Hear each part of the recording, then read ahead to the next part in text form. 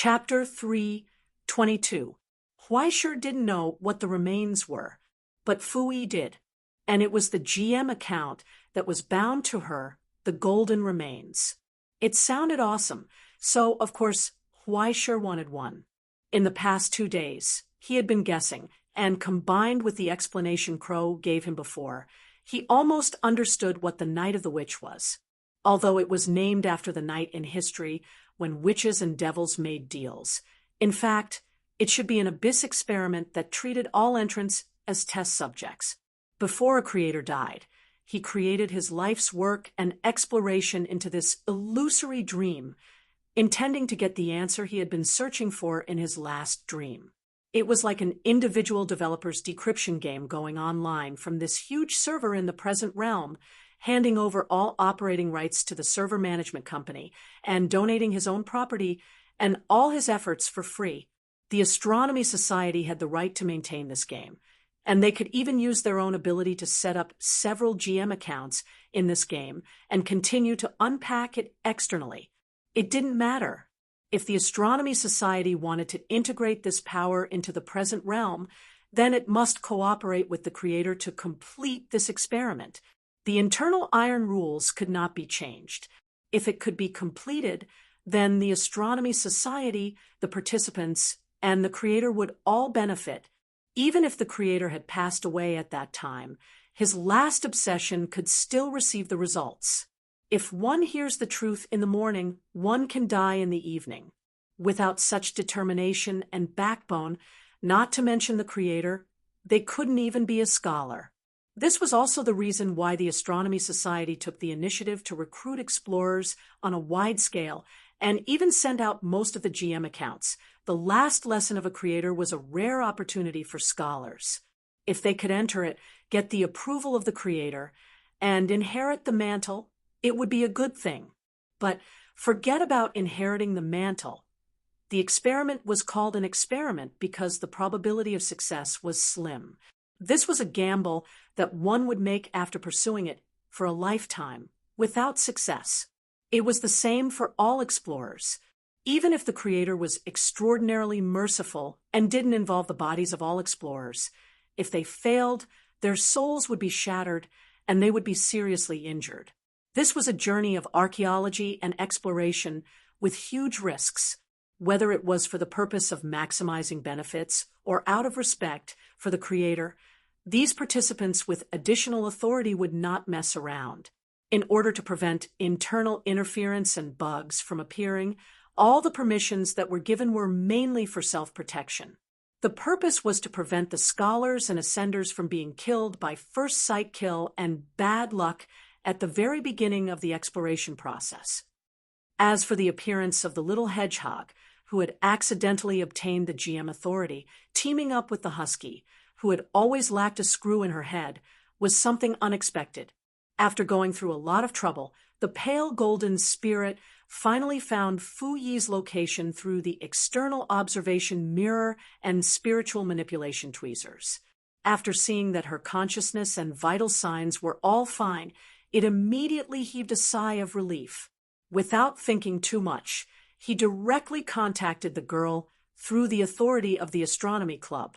Then, he hurriedly squeezed out the warmest smile, wanting to comfort the girl, who was panicking.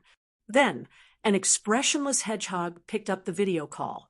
He was still chewing on a fruit and spat out 2 seeds on the ground. He asked casually, "Who is it?" This was not what he had imagined. The scholar behind the spirit was dumbfounded for a long time. He could not hold back his smile. Is this Miss Fui? Your father is Cartel. My father's surname is not Cartel. You've got the wrong number. Pa, the call was hung up. Wrong number? The golden spirit was stunned on the spot. He picked up the information in a daze and kept comparing it. No, there was no mistake. He connected again. Miss Fui, I'm very sorry to have involved you in an accident. Please cooperate with my instructions. We can safely let you leave this conflict. Even the most unruly girl would cooperate after knowing that she could escape the sea of suffering, right? He gave himself a thumbs up. No need to be sorry. I'm doing quite well. If there's nothing else, I'll hang up. Fu, he pressed the red button. The call was hung up. The spirit was stunned on the spot, dumbfounded. Damn, what's with doing quite well? Miss, are you taking this as a vacation? Stop fooling around. It's very dangerous here, okay? What's going on? The pale green spirit drifted over with two other spirits. Didn't we find her? Why isn't she out yet? Mr. Smith, you have to help her. One of the spirits grabbed Smith's hand in panic. She's Plum's only daughter. You can't let anything happen to her. I can't do anything if she doesn't want to cooperate. Smith looked helplessly at Cartel for a long time. I say, is there a problem with the communication between you two? *T. The other spirit was furious. That's my daughter. Smith looked at the furious division chief Fu, and then at the embarrassed Cartel beside him. He was dumbfounded and seemed to have understood something. He looked at the light green spirit in shock. Why didn't you tell me that Cartel's wife was also a man? The pale green spirit was dumbfounded. He didn't know why Smith was looking at him. He also didn't know that Smith had already imagined a plot of millions of words in just a few seconds. Two lonely men met in the rain. It was a wonderful meeting. They were hung over in the bar. When they woke up, they had a beautiful misunderstanding. At first, there was resistance, then hesitation, followed by pain. Finally, under the call of true love, they made up their minds. After overcoming many difficulties, they finally got together. Oh my God, they even adopted a girl. How positive. He was so touched that he was about to cry. I admire your courage. The two of you, Smith grabbed their hands and said with tears in his eyes, I've always wanted to be like you, but I don't have the courage. What the F***CK are you talking about? Director Fu was about to go crazy. Where's my daughter? My daughter is so old now. She's gone just because of an invitation letter. Ahem, Mr. Fu, you have to say that this is an accident. Besides Plum and I, no one else has the authority to activate the invitation letter. Cartel comforted him helplessly. Don't worry, the Astronomy Association will not let anything happen to Fu-E. Don't worry, my ass. Director Fu subconsciously touched his waist. He didn't find his gun and punched Cartel's head. He forgot that he was a spirit now. If Cartel didn't want him, he wouldn't even be able to spit. He was instantly filled with grief and anger. I only have one daughter. One daughter. Thinking that his daughter was going to be taken away by this foreigner. Even a man as tough as old Fu couldn't help but feel sad. Meng Nen cried.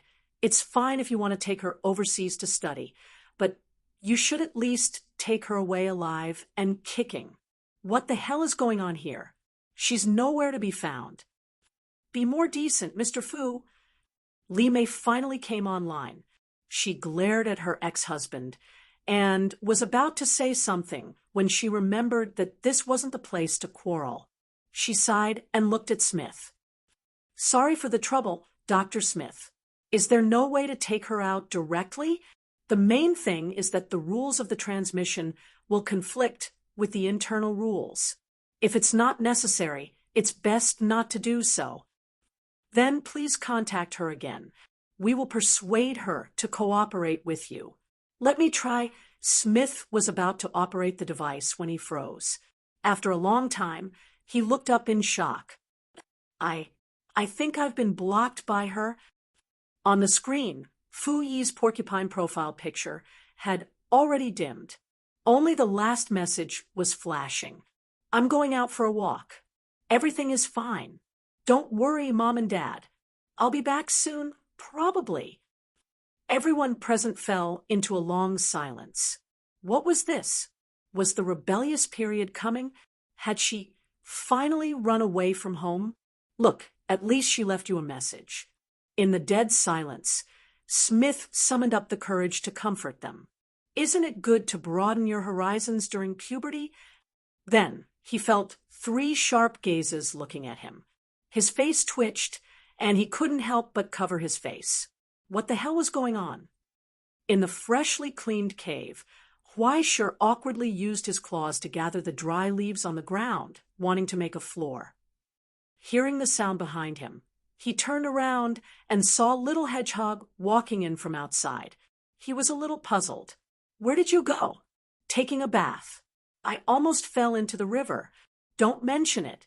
Little Hedgehog shook off the water on her body and rubbed against Huaisher's body. Anyway, Huaisher's skin was thick, and she wasn't afraid of being pricked. She was like a thick towel.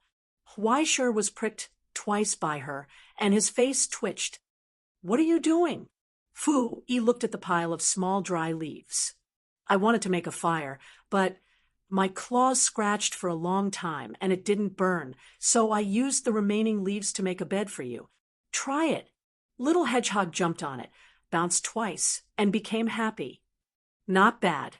It's not cold anymore." "That's good." Huaisher blew the dust on the stone and lay on it.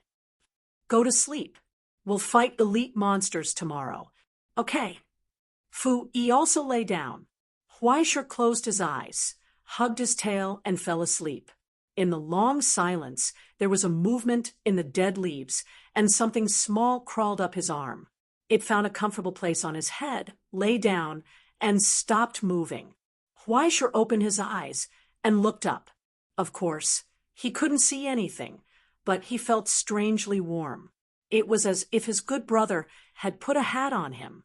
Wasn't it pretty good? He closed his eyes. Outside the cave, the night gradually deepened.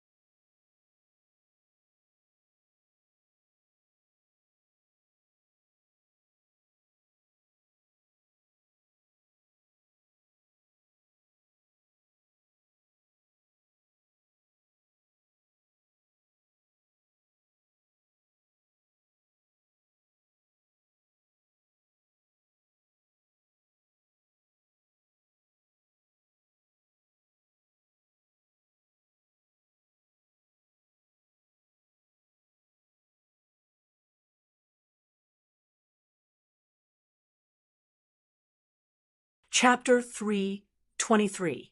The next morning, they were awakened by a loud noise. Huaisher got up from the ground vigilantly and looked out of the cave, only to see the gray sky and lightning swimming in the sky. Very soon, as the hurricane whistled past, bean-sized raindrops sprinkled down from the sky. They shattered on the ground, emitting a series of low rumbling sounds. In an instant, a torrential rain poured down. The river suddenly rose, and the turbid water washed down from the mountain with a large amount of mud, forming new tributaries on the ground. If this cave wasn't located at a high place, it would probably be filled with mud, right? Amidst the earth-shaking rumbling, countless lightning bolts struck down from the mountains in the distance, as if they were going to tear the world outside this shelter into pieces. The whole world seemed to have become violent. Who is transcending the tribulation here? Huai Shi instinctively wanted to yell, but Fu Yi kicked her in the head. She immediately reacted. How are we supposed to fight elite monsters in this weather? Do you want to rest? He asked. We agreed to explore together. We have to go even if it's windy or rainy. What are you hesitating for? Let's go. Fu Yi raised her small paw and pointed forward, looking energetic. Huai Shi thought for a moment and tried to put on a serious expression on his dog face. This is not a game. I know. Fu Yi nodded. If necessary, quickly withdraw yourself. Understand? Huai Shi instructed again. Don't worry about me. I'm a ascender, much stronger than you. Got it. Don't worry. Fu Yi promised. I'm dressed in godly equipment. What's there to be afraid of? Okay, then let's go. Let's go. And so, braving the storm, the big dog and little hedgehog set off. Pui. 2 hours later, Huai Shi struggled to poke his head out of the mud, spitting out the dirty water in his mouth, and looked around blankly. Fu Yi, where are you? I'm here. Little hedgehog sat on a piece of rotten wood and rode over like a boat. It's just ahead. I saw it on the map. I saw it too, in the midst of the storm. Huai Shi looked in despair at the rolling, turbid river in the distance. A river channel that had suddenly formed had blocked the way. From time to time, huge logs and large and small stones floated in the muddy water and rushed downstream. Huai Shi felt that she should change her subject to be called pike fish if she could climb out after falling down, not to mention wading through it. Don't move. Huai Shi dog paddled with all his might.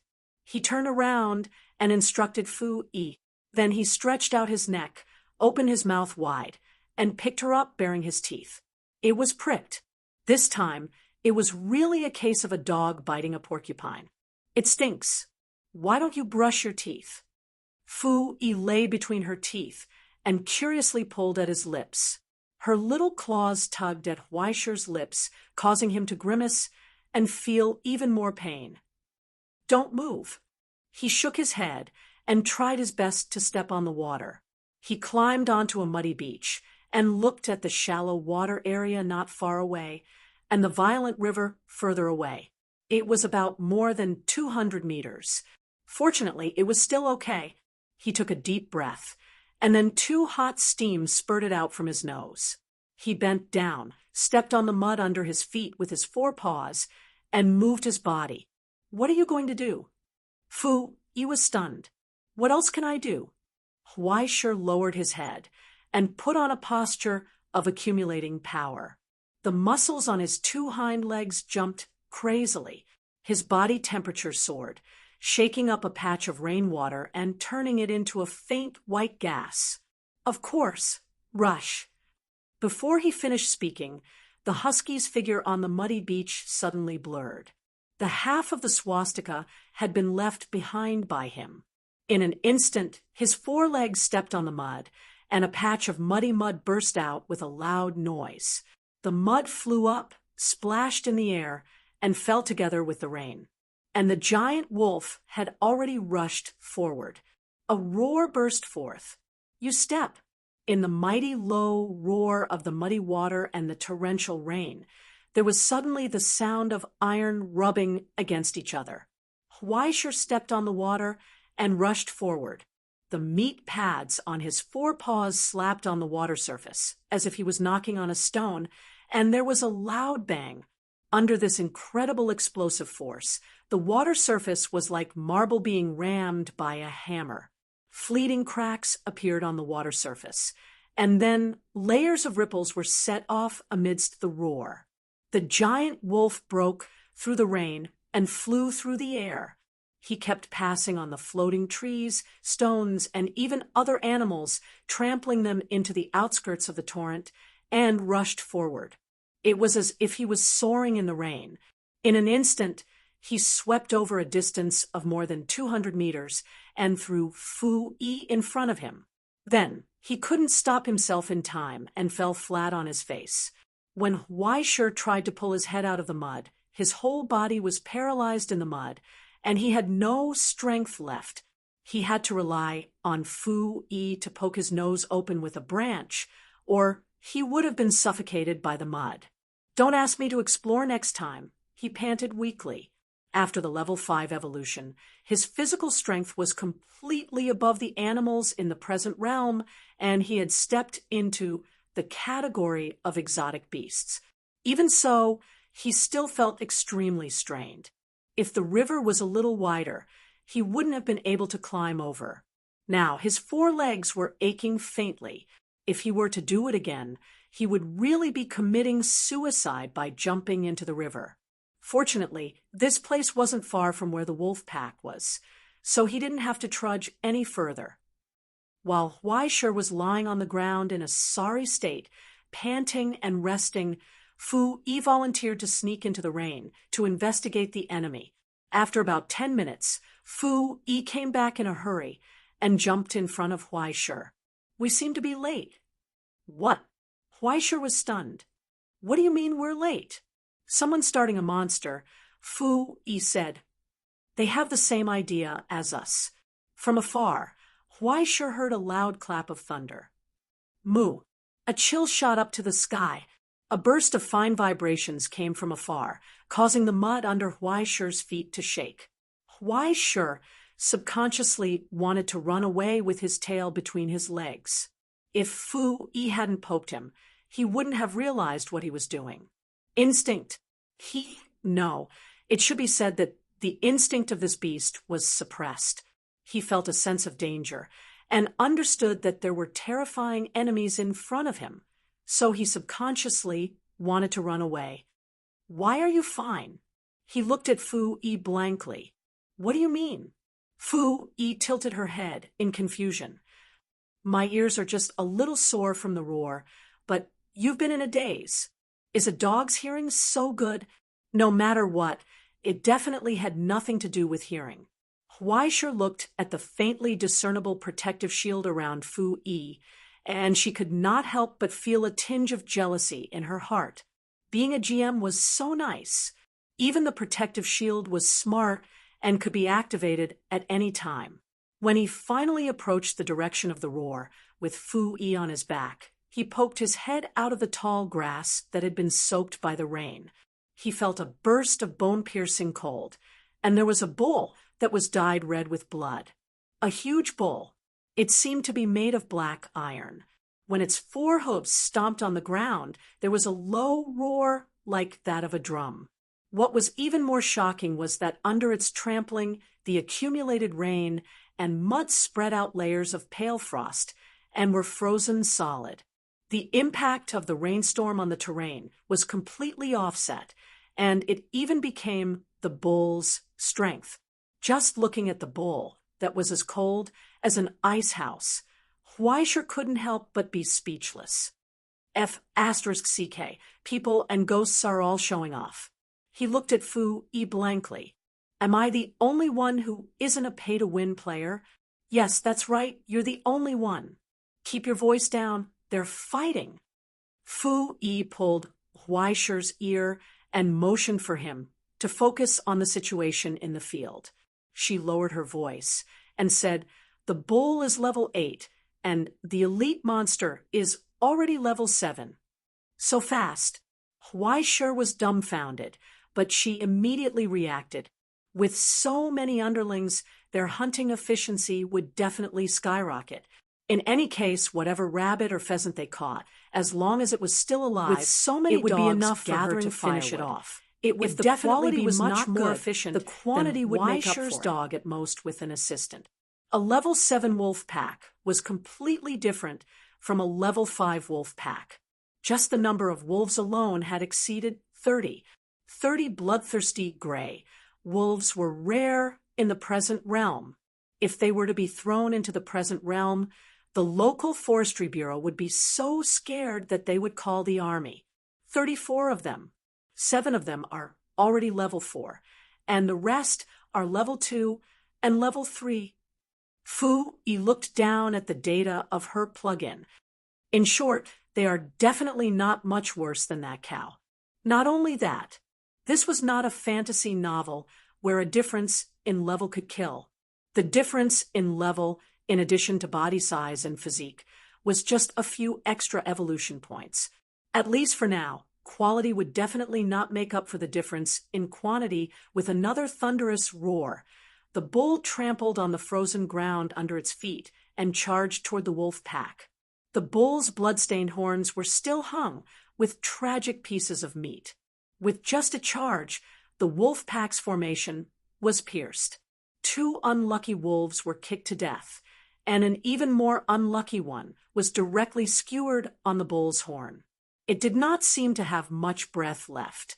After piercing through the formation in one breath, the giant frost bull suddenly shook its head, shaking off the dying wolf on top of its head. It then suddenly charged toward the wolf pack again. In the grass, Huaishir was already moving stealthily like a dog. "Hey, what are you doing?" Last hit. Huaishir put Fu Yi on his head and carefully groped in the direction of the wolf. No matter how small a mosquito is, it's still meat.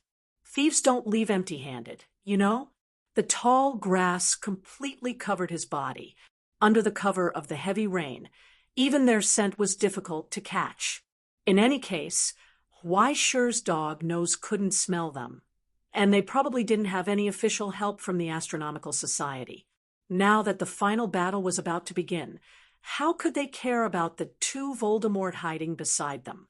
With the help of Fu Yi's illusion, they perfectly sneaked into the vicinity. Huaishir raised his claws and pointed forward. Fu Yi understood tacitly and shot out a spike. It did not hit. It was crooked. Cough, cough. I'll use auxiliary aiming. Wait for me. Fu Yi rummaged through a pile of plugins.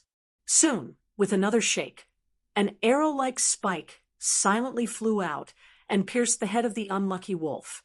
Experience points obtained. In front, there's one more. After understanding the joy of last hits, Fu Yi became even more enthusiastic than a player playing Dota. Her eyes shone with a golden light. A few more, and I'll be level 5 too. Okay, Huaishir readily agreed. Not far away from the tragic battle, they secretly began to harvest the fruits of other people's labor. It was more exciting than stealing vegetables. Chapter 324. Reality proved that obtaining something without working for it was addictive. In less than a few minutes, Fu Yi had already risen to Tier 5.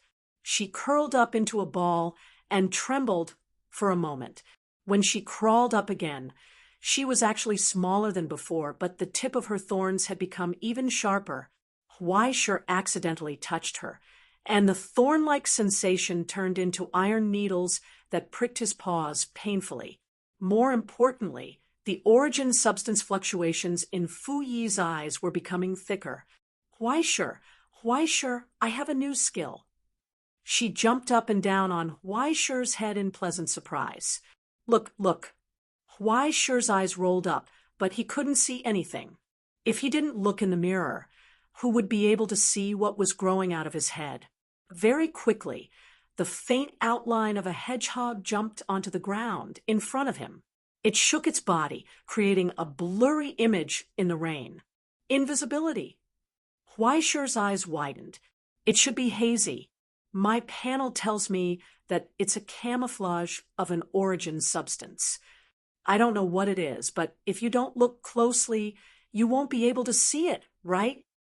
Fine. It was a high-tier ghillie suit. The poor Huaishir took another bite of lemon. Immediately afterwards, he discovered that as Fu Yi lay on top of him, his figure had also become hazy. It was actually a support-type skill. Go. Hurry. If you don't finish him off, it'll be too late. Fu Yi could already see that on the bloody battlefield not too far away, a few heavily injured wolves were about to die. The battle between the wolf pack and the ice bull had already reached a climax. They didn't even notice the foreign dog twisting and crawling under the mud and grass. Even with the ice bull's majesty and might, its body was already dripping with blood. The wolf pack had already torn open a few bone-deep wounds. However, only half of the wolf pack remained, and the alpha wolf situation was even worse. When dealing with this kind of heavyweight opponent, the wolf pack should have used their advantage in numbers and speed to kite and bleed from afar. Even if they didn't have the geographical advantage, they could still use their advantage in numbers. Unfortunately, he didn't have a single one of them. The terrain was in the enemy's favor. If he wanted to make use of his speed advantage, he would have to abandon the remains that he had been defending for a long time. But after the enemy had obtained the remains, would they still be willing to kite him? At that time, it would be too late to even fart, let alone have a Pokemon. For the Ice Bull, there was no way out. If he didn't take advantage of this opportunity to eliminate the leader of the wolf pack, he would have to face the wolf pack's kiting tactics, even if he managed to snatch the remains. Both sides were equally caught in a dilemma. They could only display the spirit of drawing their swords and recklessly fight when enemies meet on a narrow path today. Either you die or you die. With this kind of determination, the killing intent on both sides became even stronger. However, their movements became even more cautious, unwilling to leave any chance for their enemies. He kept probing, and probing again. They wished they could wave at each other to show their friendliness. In the distance, Huaishur was crouching in the grass, drenched in the rain. He carefully poked his head out to look, seeing the fight in the field. He only wanted to rush up and shout, "Stop fighting! You can't kill people like this." However, what did this have to do with him? A cold and ruthless killing machine, with the camouflage of the ghillie suit and Fu-Yi, who had now transformed into a small invisible pistol, he was getting more and more happy with his killing. Those that were further away in the field were shot down by Fu-Yi. Those that were closer to him in the grass were shot down by Huaishur. In just a few minutes, his level 5 progress bar was already full. In the field, the Wolf King was getting more and more panicked. He felt that the number of his underlings was continuously decreasing. After the heavy rain eliminated the sound of the spikes piercing through the air, the mud and blood covered the bullet holes on the corpses. If one didn't look carefully, they wouldn't be able to see any clues. However, he didn't have the time to look carefully now. In his heart, he only thought that his underlings had died from serious injuries. He hated the Ice Bull even more. The Ice Bull waited for a long time, but didn't receive any experience points. He only thought that this pack of wolves was pretending to be dead. He became more and more afraid in his heart. Soon, he couldn't hold back his impulse. 2 rough breaths came out of his nostrils, and the frost under his feet suddenly spread. After a roar, the Ice Bull galloped forward like a tank again. This time, after breaking through the pack of wolves, he actually ran straight for the alpha wolf. The sharp horns of the bull were like spears. Wherever they passed, the rainwater froze on them, forming sharp icicles. More importantly, the rainwater on his body was frozen by the cold, forming a thick layer of armor. The teeth of the pack of wolves couldn't bite through at all. This bastard is going all out. The Wolf King's pupils contracted instantly, looking at the Ice Bull galloping over. He turned around and wanted to escape. However, how could he make it in time? In an instant, the bull was already in front of him. He only remembered to twist his body. The wolf and the bull brushed past each other. In an instant, the Wolf King flew out. Half of his body was crushed. However, the Ice Bull let out a blood-curdling scream. He staggered and slid to the ground. In the frozen mud, the blazing red color of blood continued to gush out. From his abdomen, on his abdomen, there was a huge crack that looked like it had been cut by an axe. Who knew how many intestines and organs were cut off? It was like a hot knife cutting through feces. On one hand, his abdomen wasn't drenched in the rain. so the frost armor wasn't thick enough. On the other hand, more importantly, the Wolf King finally revealed his tail. It was covered with a sharp and hard shell, just like an axe. With one blow, he had completely injured the enemy. The Wolf King let out a sharp laugh and tried to prop himself up. However, he fell to the ground immediately after, unable to get up. His spine was broken, copper head, iron back, tofu waist. Although it wasn't to the extent of tofu, at least the traditional proverb made sense. Hand over the remains. I will let you go. The ice bull let out a deep voice that was filled with coldness. Otherwise, I'll send you off today. Huh? Are you kidding me? The Wolf King sneered. My wolf pack still has 8 wolves. Who do you think will be the one sending me off? He raised his head and let out a mournful scream. His whole body shook violently. The wounds and broken bones twitched crazily and actually recovered quite a bit. He still had one evolution point that he didn't use.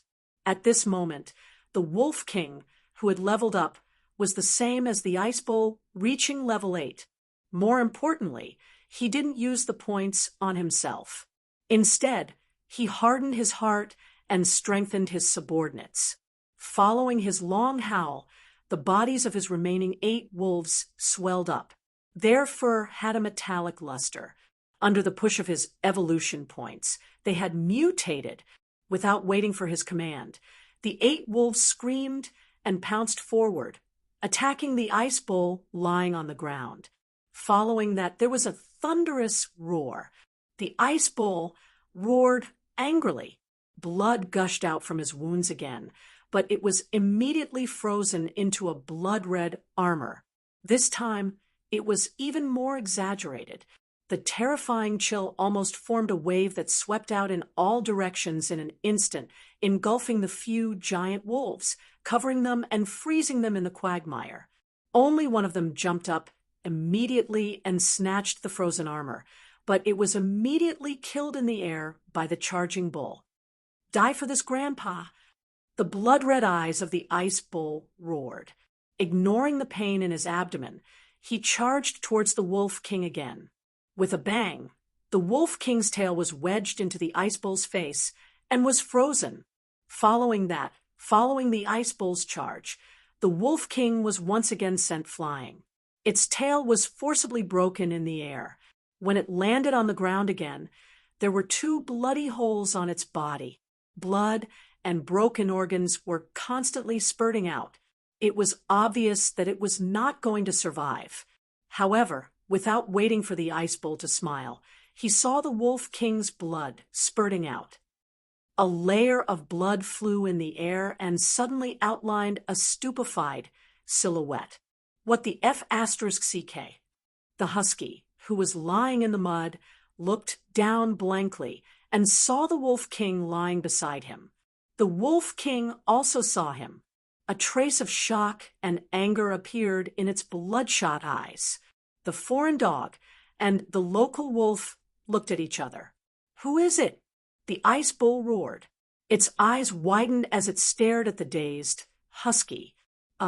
After pondering for a moment, Weisher suddenly jumped out of the bushes under the shocked gazes of the two. It stood up like a human and spread its paws, striking a strange pose. It spoke with a trembling voice. First, never act on impulse. What? The Ice Bull thought that it was hearing things. Second, never miss a single bad thing. The husky raised the little hedgehog in its hand and said seriously, Third, be fair and beautiful as the referee. I will be the referee for this battle of the remains. Weisher shouted, The captain of the sleigh team is here to report. Then, the captain of the sleigh team raised its paw and ejected a fingernail as sharp as a dagger. It slashed downwards and slit the Wolf King's neck. After the nonsense was over, it got to work. Its movements were clean and agile. Blood spurted out. The referee was over. The captain of the sleigh team ended the battle with Wuxiga. It was perfect. Before the stunned Ice Bull could react, Fu Yi, who was held in Huaishi's other paw and had been holding her breath for a long time, immediately put on the aiming aid plug-in of the 8X scope. Without any pressure on the gun, she fired more than 10 shots at the ice bull without making a sound. The ice bull only felt his vision go black as Fu Yi turned him into a hedgehog. 2 sharp thorns pierced directly into his eyes and wedged into his skull. It did not know what nerves were affected, but it made him struggle madly on the spot. However, he could not get up. Soon, the wound on his abdomen ruptured again, and blood gushed out. The ice bull was no longer breathing. Fu Yi was still a little worried. She added 2 more thorns until a terrifying amount of experience points surged in. In an instant, she was pushed to level 7. Huaishi was also level 7. His level 5 progress bar was already full. After killing the Wolf King, the crazy influx of experience points directly filled more than half of his level 7 progress bar. Unlike Fu Yi, Huaishi did not choose to evolve directly. Instead, he rushed to the frozen giant wolves on the ground and gave his distant relatives a simple and honest smile. Then he raised his paw, and dagger-like fingernails popped out. After eating all 7 of the remaining wolves, Huaishi was only a small amount of experience points away from reaching level 8. More importantly, Huaishi carried the hedgehog and used his claws to forcefully tear apart the straw on the high ground by the lake. He saw a huge pit that was almost filled with mud, and a black boulder with scales faintly revealed, just like a sleeping giant. Just looking at it made him feel the pressure and fear from his bloodline. As he carefully stretched out his claws and pressed them on the protruding boulder, a display box suddenly popped up in front of his eyes. Obsidian remains detected. Level insufficient. 7 out of 10. Huaishi sucked in a breath of cold air. This is the remains.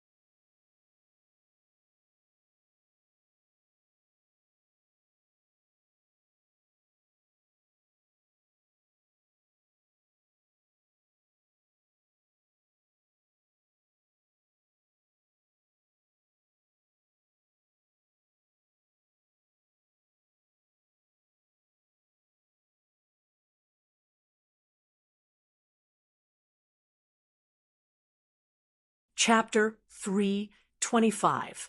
Login code. FKP 4761. Registration name. Huanlu. Verification in progress. Authentication complete. Access granted. On the huge screen, a blurry phantom of a human figure slowly emerged. After breaking through the constraints of pixels, half of its body poked out, as if it was a ridiculous scene in a dream. He looked at the woman in front of him and slowly nodded. "Welcome back to the Continuation Institute, Dr. Mei Li. Do you have any orders?" "I want to see the teacher," Li Mei said straightforwardly. "The creator, Sha, is in a meeting." "Then leave a message. I can wait here. I'm sorry to inform you that Mr. Sha may return to the laboratory directly later. The possibility of receiving a message is not high." "Message from the laboratory. I have the authority to call the teacher. Recorded for you, please wait." The human figure nodded and once again spoke in the indescribable electric voice. "In the meantime, please wait patiently. If you have any needs, please let me know at any time." Li Mei did not speak again. In all fairness, the Continuation Court was undoubtedly a strange, loose, and secretive organization compared to the Directorate of Defense, which mainly coordinated the overall situation. As the keeper of most forbidden technologies and miracles, and the department that maintained the three major restrictions of the present realm, its main body was hidden in a secret border. It was heavily sealed, and even the intention to explore its existence was a crime. And what most people really came into contact with was the various subordinate institutions derived from the Continuation Institute itself. For example, based on the most advanced internal life technology, hospitals all over the present realm and the border, and the Eternal Fund, which operated as a purely independent investment fund. Unlike the technical department, which mainly applied to the exploration of the present realm and high-precision technology, the Continuation Institute was not engaged in development. Instead, it was dedicated to extinguishing all kinds of technology that would cause bad consequences. Even if it could not be extinguished, it must be blocked. Even if it could not be blocked, the entire area must be thoroughly cleaned. For many people, this department dedicated to maintaining the balance of the present realm and the border was too mysterious. It was so mysterious that 90% of the staff who worked for it had never entered its headquarters. If one wanted to get in touch with the staff at the headquarters, they must use a special network port and an AI that could completely isolate the mimetic virus. Just like now, after about half an hour of waiting, the phantom of the AI suddenly disappeared, and it was replaced by a thin man. He seemed to be quite young, but it was hard to tell. He was sitting on a chair in front of a window. Outside the window was the vast ocean, but the scenery inside the window was not like a luxurious and elegant resort hotel. Instead, it was as monotonous and serious as a sterile operating laboratory. Strictly speaking, this was indeed a laboratory. Everything, including the endless ocean inside and outside the room, was the experimental territory of Sha, the creator who specialized in marine ecology. "May, what's the matter?" He seemed to have just returned. He took a sip of coffee and joked, "Since you graduated from the ivory tower, you haven't taken the initiative to contact me, your mentor. Is there something wrong with this year's ocean current operation?" "Teacher, my work is flawless. Please don't question my professionalism." Li Mei said seriously, "It's not my work that went wrong. It's my daughter. If I'm not mistaken, you should be involved in this witch's night, right?" Yes, but I'm only responsible for providing technical support. The main operation and responsibility are done by a few other people." Sha shrugged indifferently, although in principle, it must be kept confidential. Such an insignificant matter would not make a creator lie to his student. Soon, in the report submitted by the AI, he saw the content about Fu Yi. He was stunned for a moment, and then he laughed and gloated. "It's the fault of Niflheim. Ha ha ha ha. This is the first time I've seen that guy with a straight face encounter such a problem. Ha ha ha. No matter what, this old friend of his was really too unlucky. Because of two interfering factors, when the Witch's Night was launched, the database introduced by the invitation letter had an unexpected sequence change. Therefore, under certain special circumstances, the proportion of genetic factors in the DNA test would be too high, leading to a slight possibility of identity identification errors. In other words, it may cause confusion in the identity of relatives within the same generation. How tragic! How unlucky must he be to step on such a trivial landmine on the second to last day before the special honor of 0 mistakes in 50 years? No wonder he ignored me during the meeting. I took out my collection of lame jokes, and he rolled his eyes at me. So that's why. Ha ha ha ha. Shah laughed so hard that tears almost flowed out of his eyes. Thank you, May. I'll keep this report well. No, I'm going to add 10 points to your year-end evaluation.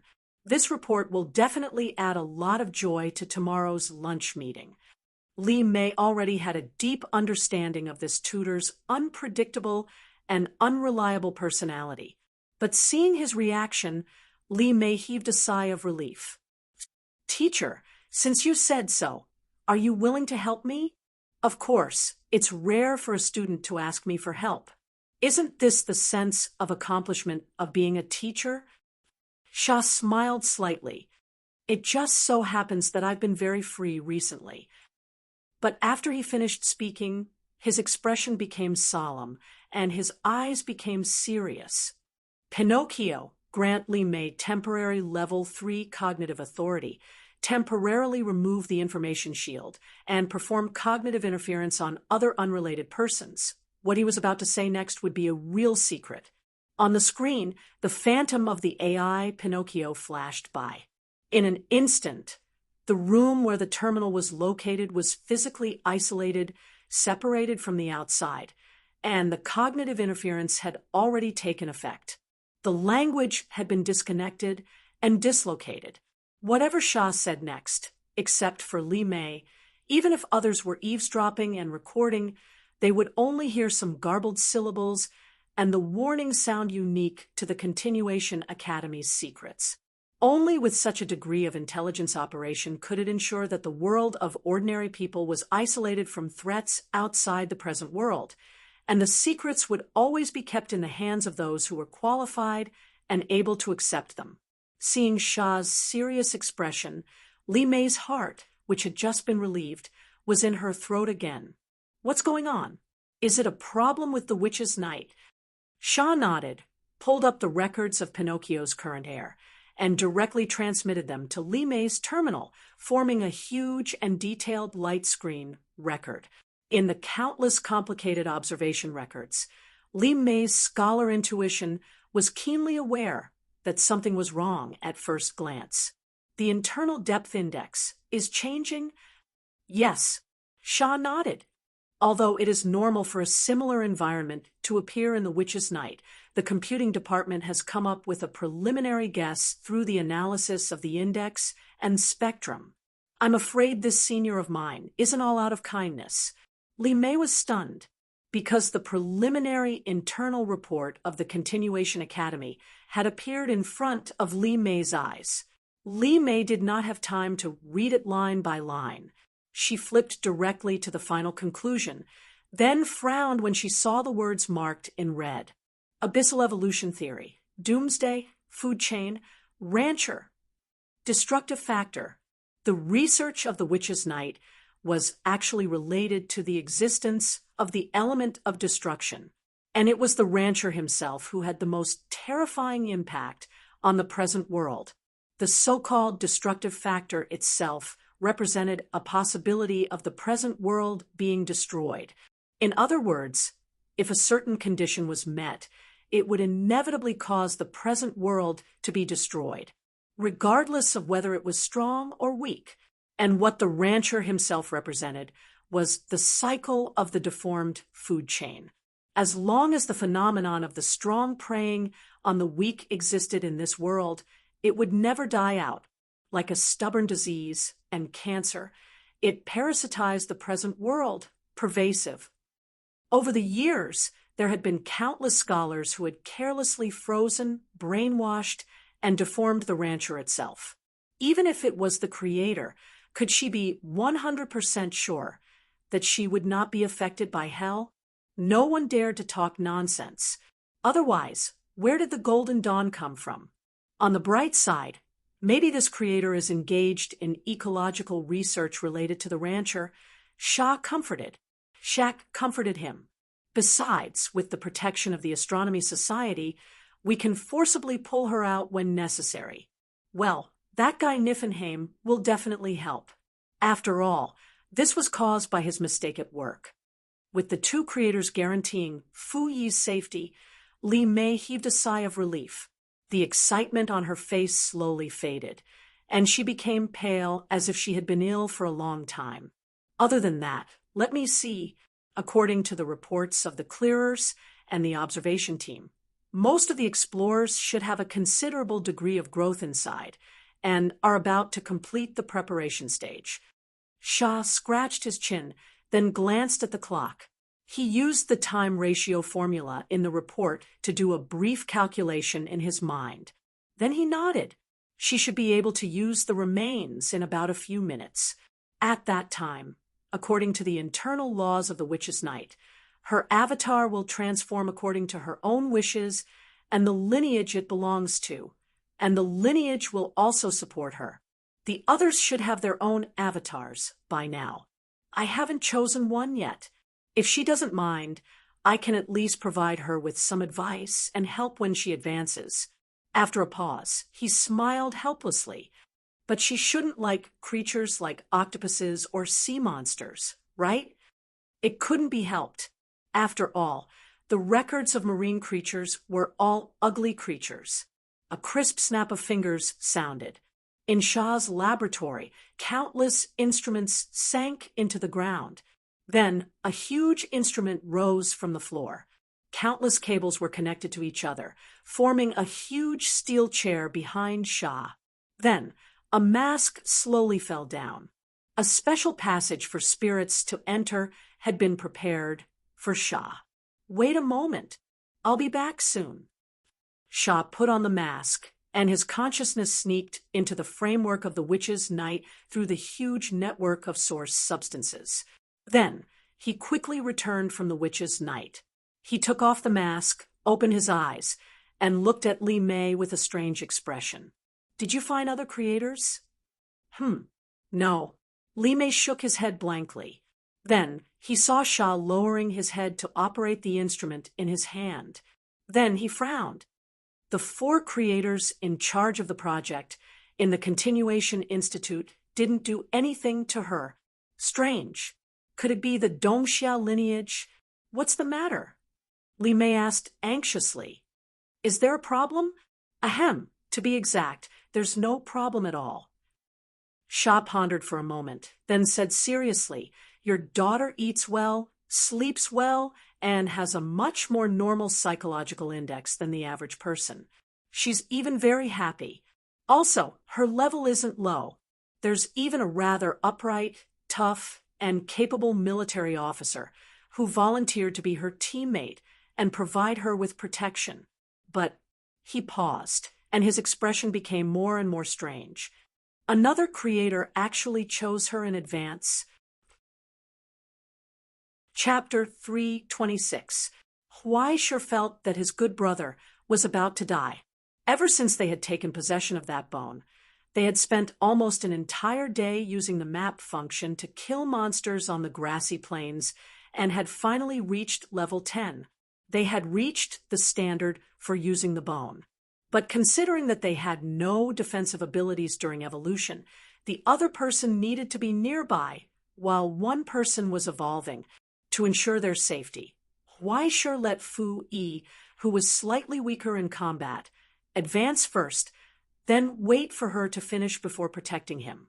Unexpectedly, after Fu Yi found the thumb-sized golden bone, she hugged it and didn't move. She froze in place. She didn't say anything, and she didn't even pant.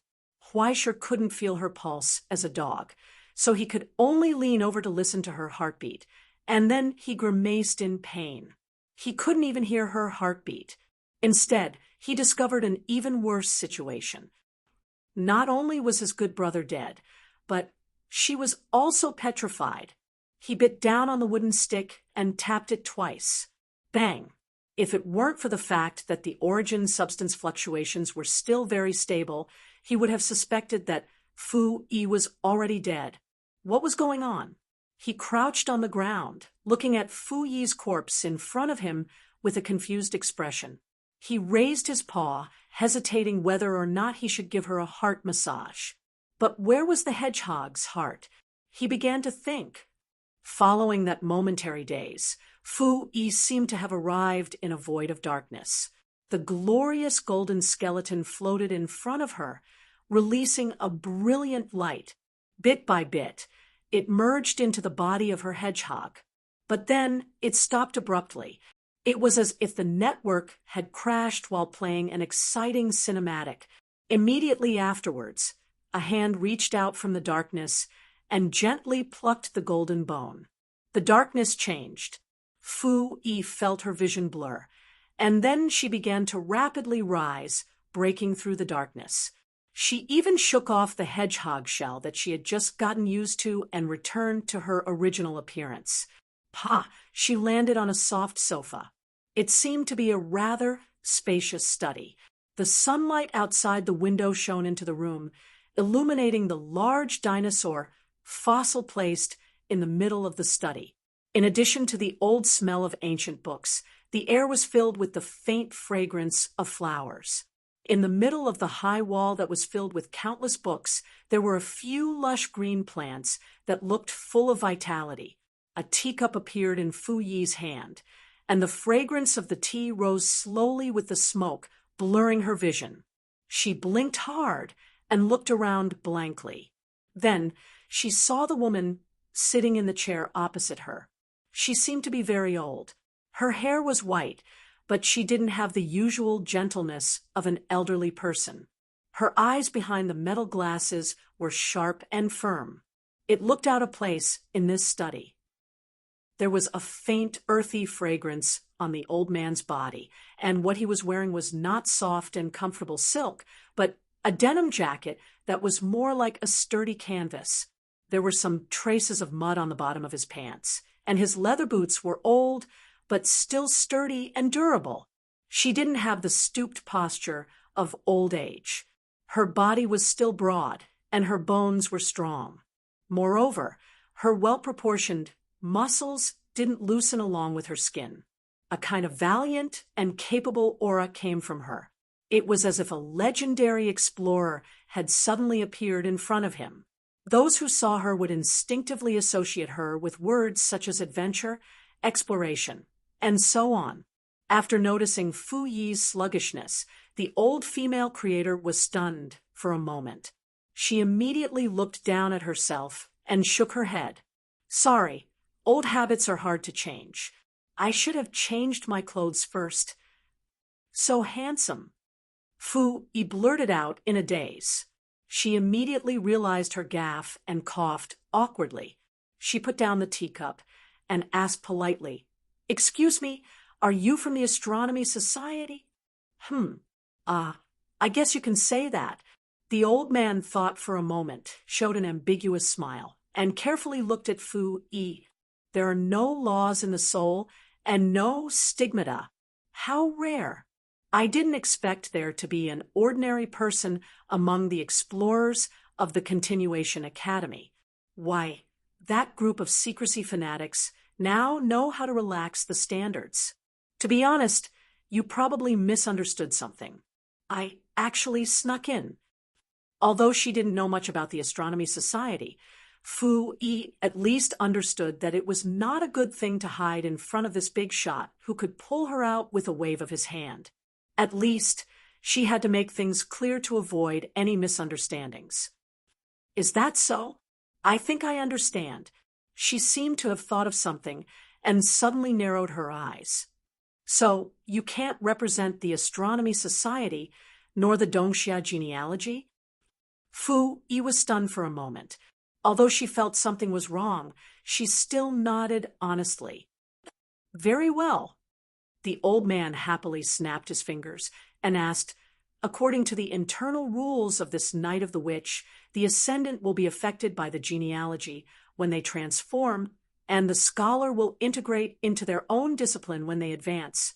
As an ordinary person, you are actually an exception to the rules. In this case, you have two choices. She paused for a moment and said seriously, first, withdraw from this exploration and safely return to your peaceful life.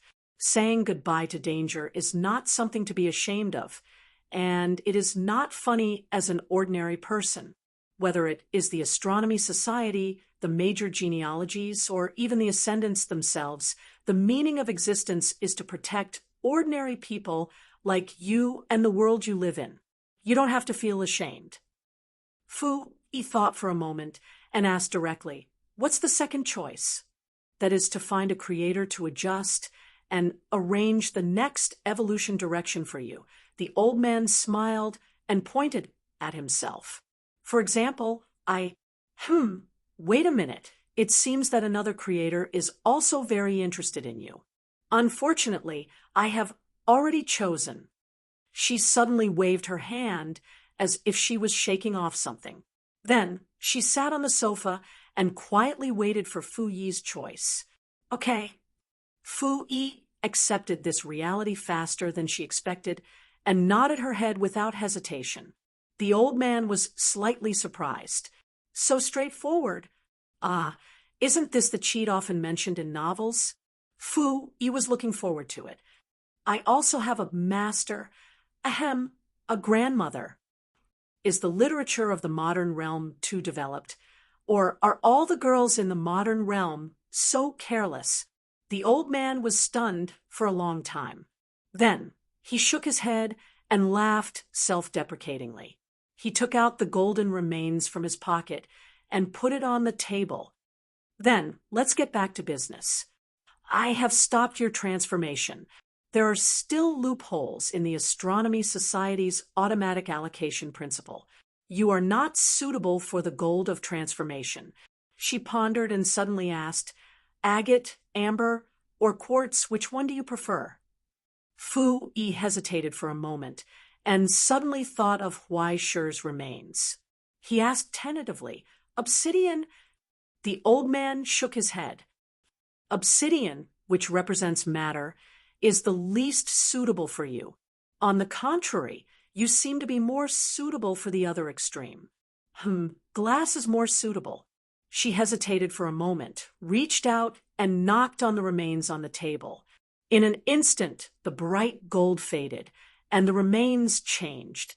In the end, it was as if there was nothing left on the spot. If it was not for the faint reflection of the sunlight outside the window, Fu Yi would not have been able to determine what was there. This is the opposite of the ever-changing gold, the eternal glass, the old man explained. The golden remains strengthen the use of your origin substance, but you don't have any talent or performance in this area.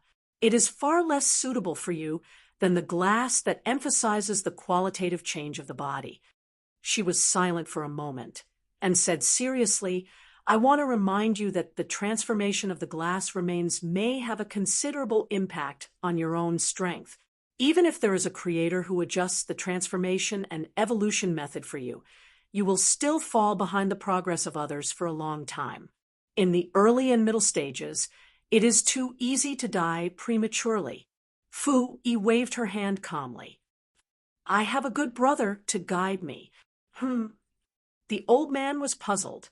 He squinted his eyes and looked at something carefully. Soon, a happy smile appeared on his face. It is indeed a very good friend. He thinks you are dead, and is now rubbing his nose against you. You are pricked. Ha ha ha. I am afraid you have to hurry up. He has already begun to think about how to give you mouth-to-mouth resuscitation and chest compressions. Ha ha ha. A dog giving first aid to a hedgehog. I can't take it anymore. Fu Yi's expression became more and more awkward. With great difficulty, the old man finally stopped laughing. He wiped his tears and asked seriously, "Then are you ready?" "Yes." Fu-Yi nodded. After hesitating for a moment, she asked, "But there is one more question. Ask. Why are you helping me?" Fu-Yi asked curiously. "To be honest, I know myself very well. I have no value and no talent. The possibility of me becoming a ascender is not high, and I do not have the ability to be a scholar. It is not a big deal to leave such a person alone. To be honest, I was originally a little worried that this action was too rash, but there are two reasons." The old man raised two fingers and said seriously, "First, I have an immature idea, and you are the most suitable one. Yes, and the second, the old man paused for a moment and kept her in suspense. Then, the corners of his mouth curled up, revealing a proud smile from the bottom of his heart. "Because you praised me for being very handsome." Then, in the instant that Fu-Yi was stunned, this very handsome old woman waved her hand. She sank back into the darkness. Then, she saw the glass of nothingness burst out with resplendent light and engulfed her. She fell into a deep sleep. She woke up from her dream. Then, she opened her eyes and saw Huaishur in front of her with a nervous expression. "Fu-Yi, bad news." He opened his eyes wide in panic. "You are shedding hair." "Huh." Fu-Yi jumped up from the ground and looked at her body blankly. Then she saw the spikes on her body fall off one by one, like melons falling off when ripe without any pain. Then her bones began to rapidly change, proliferate, and grow. Visible to the naked eye, her body began to rapidly and subtly change. In the blink of an eye, as the remains disappeared, she welcomed her own transformation. In the blink of an eye, the transformation from the inside out was complete. She raised her head nervously and looked at Huaishur. "How am I now?" Huaishur scrutinized Fu-Yi in front of him, whose appearance had changed greatly. No, even her species was no longer a hedgehog. After thinking seriously for a moment, he said solemnly, "You have grown longer."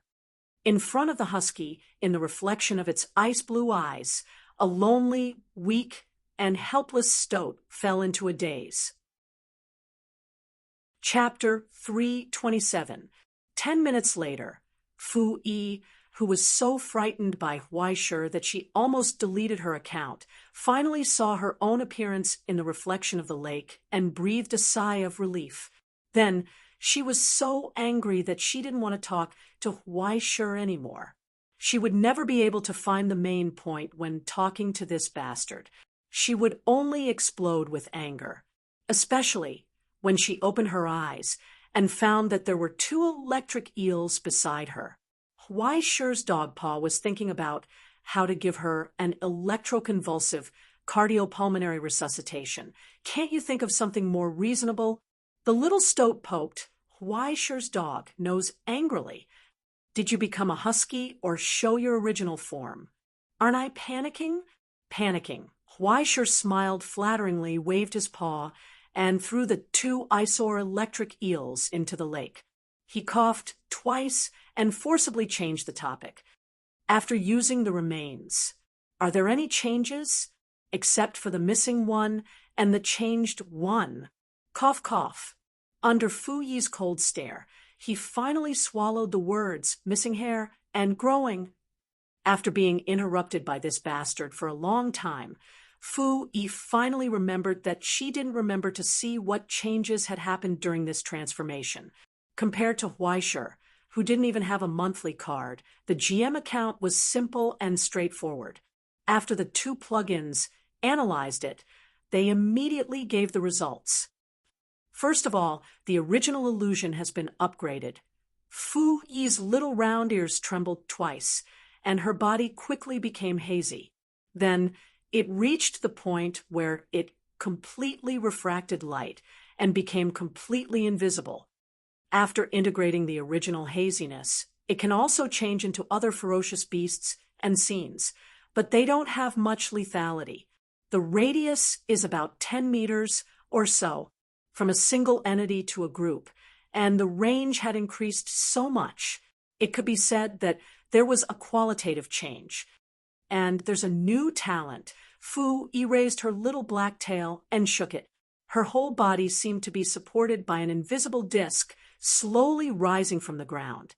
It was as if she was flying free in the city in the sky. Psychokinesis. Wow, bro. Huai Shi's eyes lit up, and he raised his claws impatiently. Give me one too. I want to fly too. The stoat shook his head in pity. The upper limit of what this talent can lift is my weight. Don't even think about it. It's hopeless. Then can't you eat more? Pa. There was a whistling sound as something brushed past the tip of Huai Shi's nose and embedded itself deeply into the rock behind him. It was like a sniper rifle, and even the soil was charred black by the terrifying speed at which it had traveled. Hundreds of spikes with metallic luster slowly circled around her, like flew out of the backlight and returned to modern Buddha statue. This skill is actually used like this. The stoat tilted its head, and a smile appeared on its harmless and cute face. Do you want to try? Oh my, a flying sword! The husky swallowed his saliva and shook his head frantically. Illusion, psychokinesis, and the 5 ghosts move. Sister, are you sure you're not some yellow immortal? He tilted his head and looked at Fu Yi in the air. Suddenly, his brain went haywire again. He brought his nose closer and asked curiously, Wait a minute, generally speaking, aren't all mustelids stinky? You don't seem to. As he spoke, he was speechless under Fu Yi's silent gaze. Are you done? Cough, cough. I'm done. Thus countless spikes flew into the air, aimed at Huai Shi's dumbfounded dog face, and burst out with the girl's roar. Then die. In fact, Fu Yi was quite kind. She only wanted half of his dog life. And she also took the spikes and poked his dog face until it was swollen. Based on the principle that the injuries would be healed after the transformation, Fu Yi planned to break 2 more dog legs. Later, she regretfully gave up when Huai Shi shamelessly hugged her legs and begged for mercy. Okay, it's your turn. Sitting on a leaf, the white weasel hovered in midair, with its paws crossed in front of its chest. It looked down at the cowering Huai Shi and said, Don't be a coward. Let's see what you'll turn into. What the hell? God knows what the hell I'll become. Huai Shi raised his head and looked at the obsidian skeleton in front of him. No matter how many times he saw it, he couldn't help but be dumbfounded and in disbelief. Just under the grass washed out by the rain, the dark skeleton revealed a rock-like texture protruding obliquely toward the sky.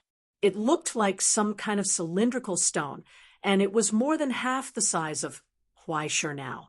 After 10 evolutions, Huai Shi's pure body size, quality, and ability had reached the subversion of a canine creature. Fortunately, it was not the reappearance realm. No matter who saw a husky half the size of a car, they would be afraid. Now, not to mention tearing down the house. Huai Shi was confident that he could even dig out the cement blocks in the foundation in 10 minutes. With Fu Yi's transformed body, he could squeeze an entire intensive class on top of her head. However, even though he was so huge, when he sat in front of this skeleton, he couldn't say that he was bigger than it. Moreover, the section in front of him was only a scale that was exposed from the soil. A section of phalanx. Yesterday, when Huai Shi had the husky disease and began to habitually dig holes, he actually dug out a rib bone 2 meters below the ground dozens of meters away. After the system's verification, these 2 black rocks were just 2 parts of the same skeleton exposed on the ground. It was an out-and-out behemoth. Huai Shi couldn't imagine how huge this skeleton was when it was still alive. When Huai Shi finally reached level 10 and touched the skeleton again, this time there was no prompt that the conditions were insufficient. Obsidian skeleton detected. Do you want to start transformation? Warning, transformation cannot be reversed.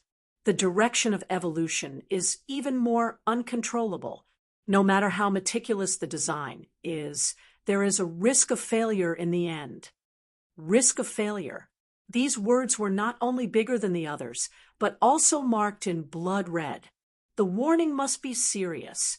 But what did this have to do with Weisher, the husky? It sounded like he would be afraid. The dog raised its paw and slapped down. Confirm. Let me give you the job.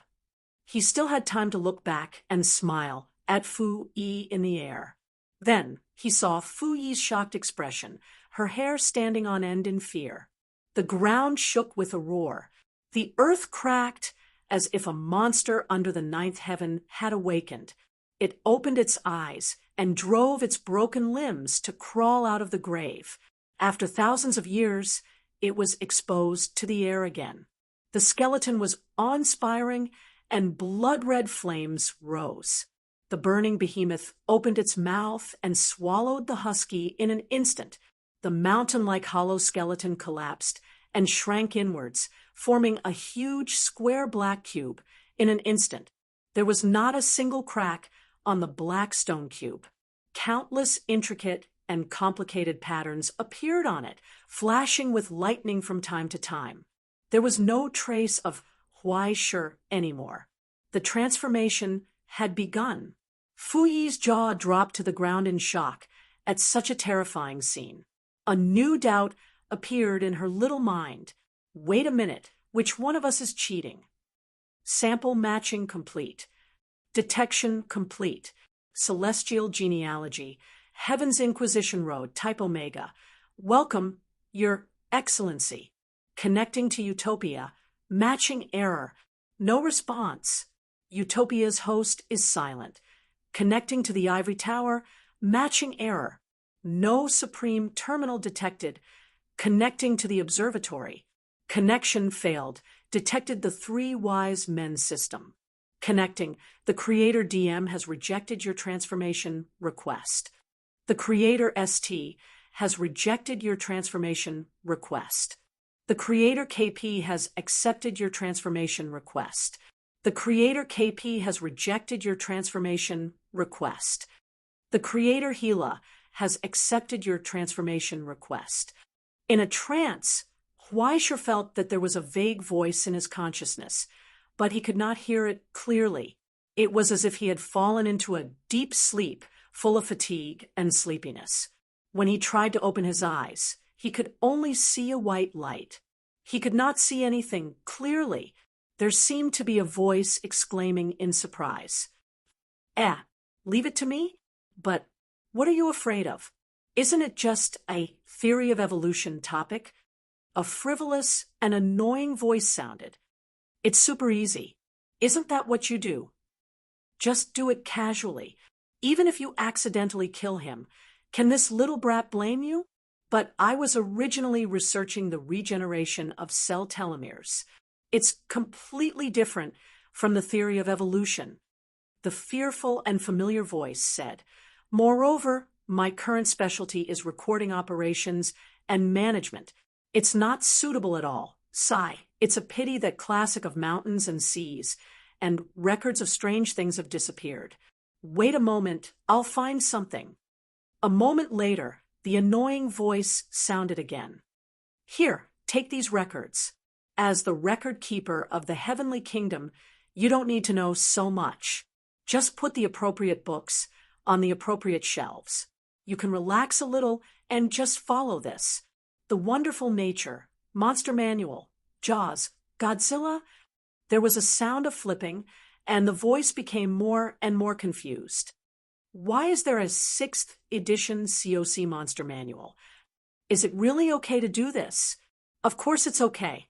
Boys like to cry after receiving this.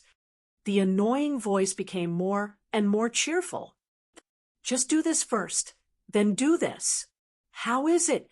Very simple, right? With a swoosh, a display box suddenly jumped out from Weisher's consciousness. Do you choose to evolve into a legendary species, Shugus? Weisher? Hundreds of thousands of question marks rose from his consciousness, one after another. What the hell? Before he could react, he heard a strange woman's angry rebuke. KP, if you continue to mess around, all the records this year will be handed over to you to sort out. The display box suddenly disappeared, as if it was escaping in a hurry. It slipped away. As KP disappeared, the older woman's tone became gentle. Just do it, Lily. Just treat it as a thesis. Didn't you read a lot of records before the topic of the abyss evolution theory? Celestial genealogy is originally very adaptable to hell creatures, so you don't have to worry about rejection. What's more, that bastard has been interrupting for so long, you should already have a plan in mind, right? More or less, there are still some details that I'm not sure about. I want to consult you and the DM teacher. Do you want to start from the base and sequence chain? Mr. KP told me that I don't need to focus on the details, so I plan to determine the final main axis and prototype first. Oh, sure enough, a working girl is the cutest. You have an idea?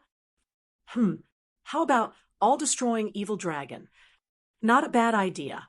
What's the specific core? Use the old overlord here. How about that? What about the inside?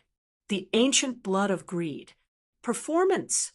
Just like how Nihold destroyed the world tree, devouring everything. Very good. The older woman asked approvingly. So, have you thought of a name for this collection of works you've compiled?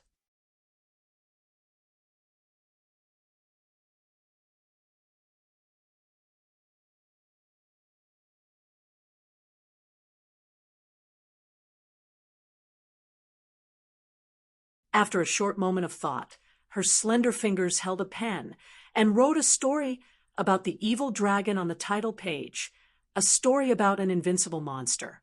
Bichimos. At that moment, a deeper sense of drowsiness swallowed Huaishur. He closed his eyes, like an embryo curled up in amniotic fluid, feeling an unprecedented arrival. His body seemed to be slowly dissolving, but a new body was being reconstructed from it, starting from the internal organs to the nerves, and then to the muscles and the huge bones that supported it all. It was like sitting in the audience, quietly watching all of this without any thoughts, quiet and serene, until the heart in his chest suddenly shook. It jumped. He bent his body as if he had been electrocuted, opened his eyes in the darkness, breathed, and swallowed the amniotic fluid. It was too dark. Where was this? DC World?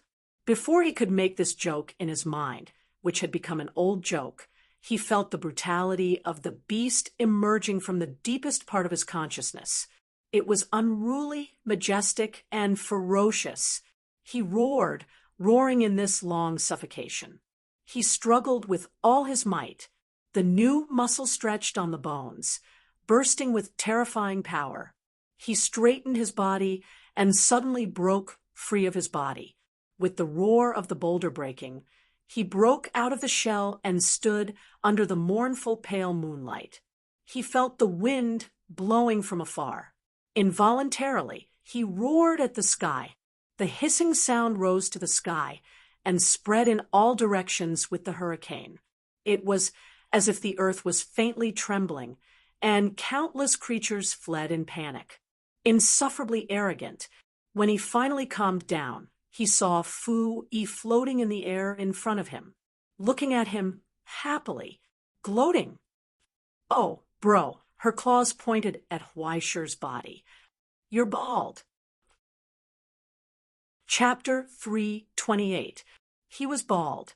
He was really bald. Not even a strand of hair. 10 minutes later, Huaishur, who was sitting by the lake, raised his claws and scratched his face. He felt a burst of sparks in the ear-piercing sound. A small stone was thrown into the lake, creating layers of ripples. In an instant, the overly large reflection blurred. It became bigger again. Now, Huaishur's body was bigger than before. If it was still barely comparable to the size of a car, it was now as big as an ambulance. The once elegant hair had disappeared without a trace. Instead, it was replaced by hard scales and carapace with bluish gray, mixed with wisps of bright yellow. Many body tissues had been covered by sharp and hard chitin tissue, including his foreclaws. Even his chin had a sharp angle like a sharp blade, so sharp that it could stab people to death.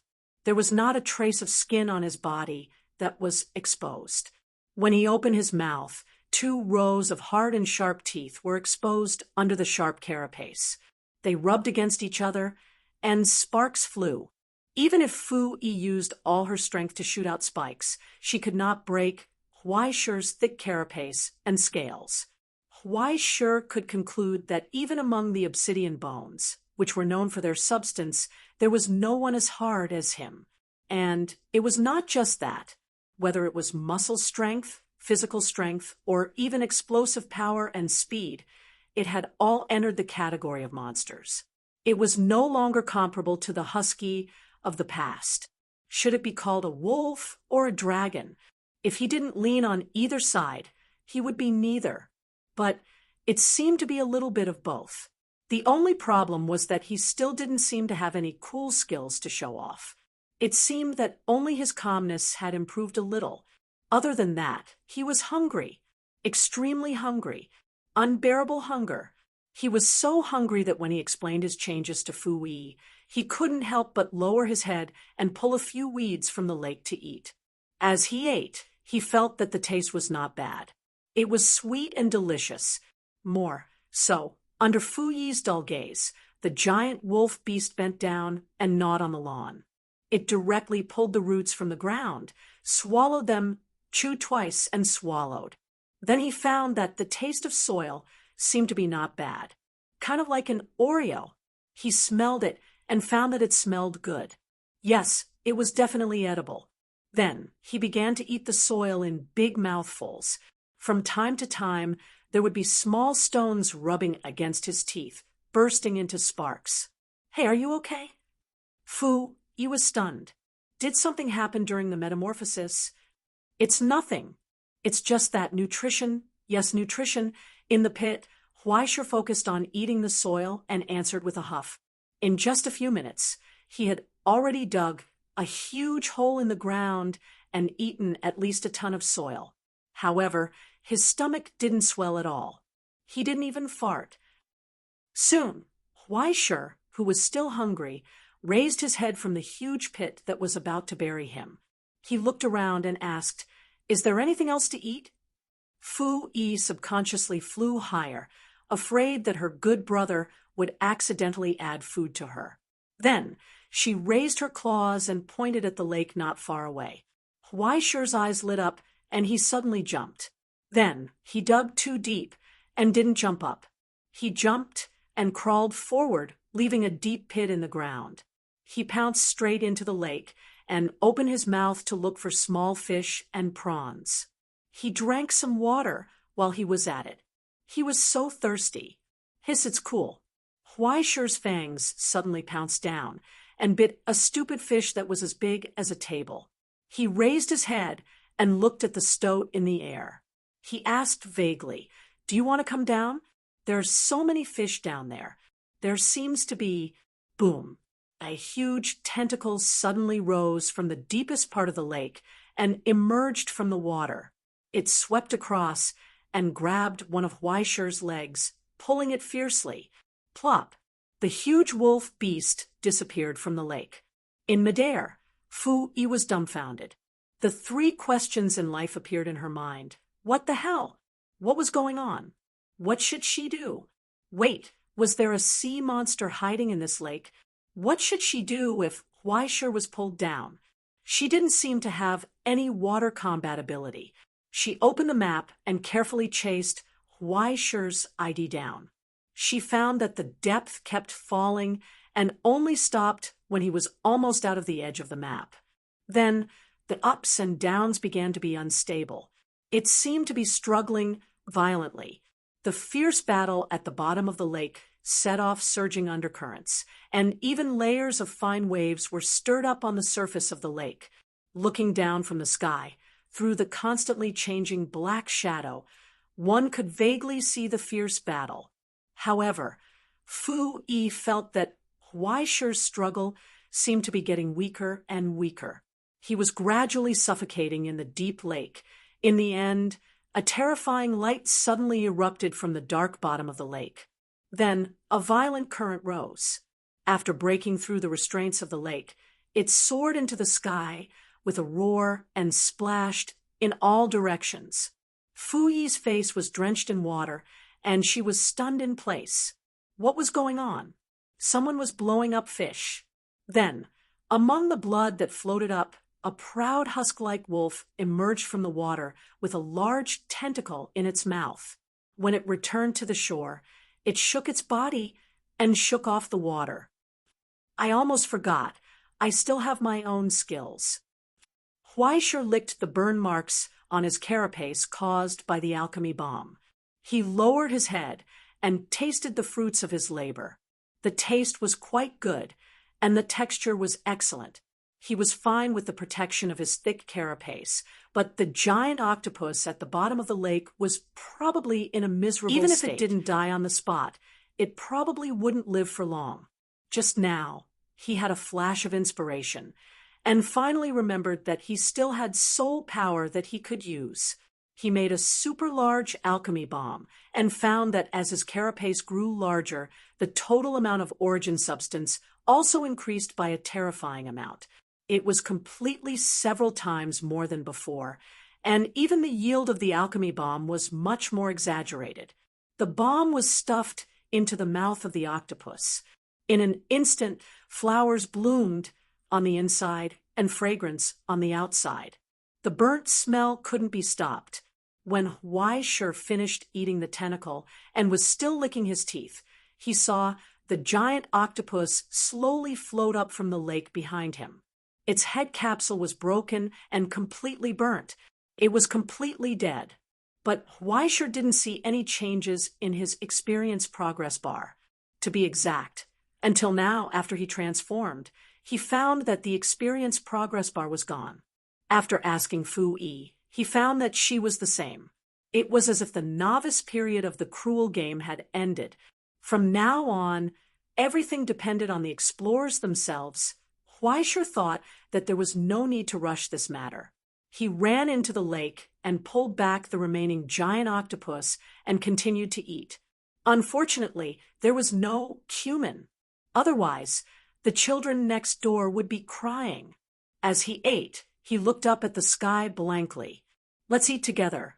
Fu Yi, aren't you hungry? No, you can eat alone. The stoat's ears twitched, and it shrank back a little. Just now, when Huaishur was about to eat half full, her shield suddenly activated on its own, and the system plug-in began to crazily pop out warnings. A strange filter suddenly popped out and loaded. After loading, when she looked at Huaishur again, she saw the ferocious and terrifying bones under the huge body. Then the analyzer interface popped up, telling her that as Huaishur ate the soil crazily, the metal content of its bones was rising sharply. Soon, under the layer of bones, about the position of the stomach, there was a layer of pale green light that couldn't be seen by the naked eye. Dozens of meters away, it still brought about a hallucinatory burning sensation. Fu Yi didn't understand the other messy data and nouns, but she seemed to have seen the word radiation somewhere. Fu Yi could feel a change in the cells in her body. Then, she ignored this layer of faint, strange light. It was like a crystal letting it pass through her body without any effect. No matter what, she was sure that when Huaishur ate, it was definitely not something good. The taste is pretty good. You don't have the luck to eat it. Huaishur shook his head, sighed twice, and continued to eat. As he ate, he remembered, speaking of which, I have a dish of squid that is pretty good. It even won a prize in a professional food competition. How about I cook it for you next time? Forget it, Fu Yi angrily refused. Even if she used her tail to think, she felt that Huaishur would not be able to produce anything good. In the end, Huaishur managed to eat all of the giant octopuses that were larger than her in tonnage. It took a full 2 hours, and the hunger since the transformation finally subsided temporarily. He yawned, feeling the itchiness and sleepiness in his bone marrow. He opened his mouth to the sky and was about to say something, but the bloating in his stomach unexpectedly spurted out a mouthful of fire. He was so scared that he quickly shut up. He was sleepy when he was full. After he greeted Fu Yi, he simply lay on the ground, curled up into a ball, and fell asleep. When he moved, his scales rubbed against each other, bursting out a dazzling fire. After a long time, when the strange green light on his body dissipated, Fu Yi fell from the sky with lingering fear and habitually returned to her special bed. Before she sat down, she jumped up from the heat. It was as if she was sitting on a stove. Huaishi's head was so hot that it was almost burning red. The skin under the scales was faintly red, like flowing hot lava. In the deep sleep, Huaishi's body at this moment began to grow again. Countless muscles under the scales pulsed irregularly, becoming thicker and stronger, and more growth gathered in the bones. With a sharp sound like steel rubbing against each other, two sharp bone objects that were forked like antlers grew out of Huaishi's forehead. The edges and corners were sharp. The moonlight shone on them, and there was a burst of coldness like steel. It wasn't until the second half of the night that the high fever gradually subsided. Fu Yi tilted her head and looked at the two sharp horns that occupied her special bed. The more she looked, the angrier she became. She angrily kicked the roots twice. Then she straightened her body and paced around Huaishi's body. After circling a flat position near his neck, she lay down and curled up, falling into a deep sleep. In the long night, there was a faint, singing sound in the distance.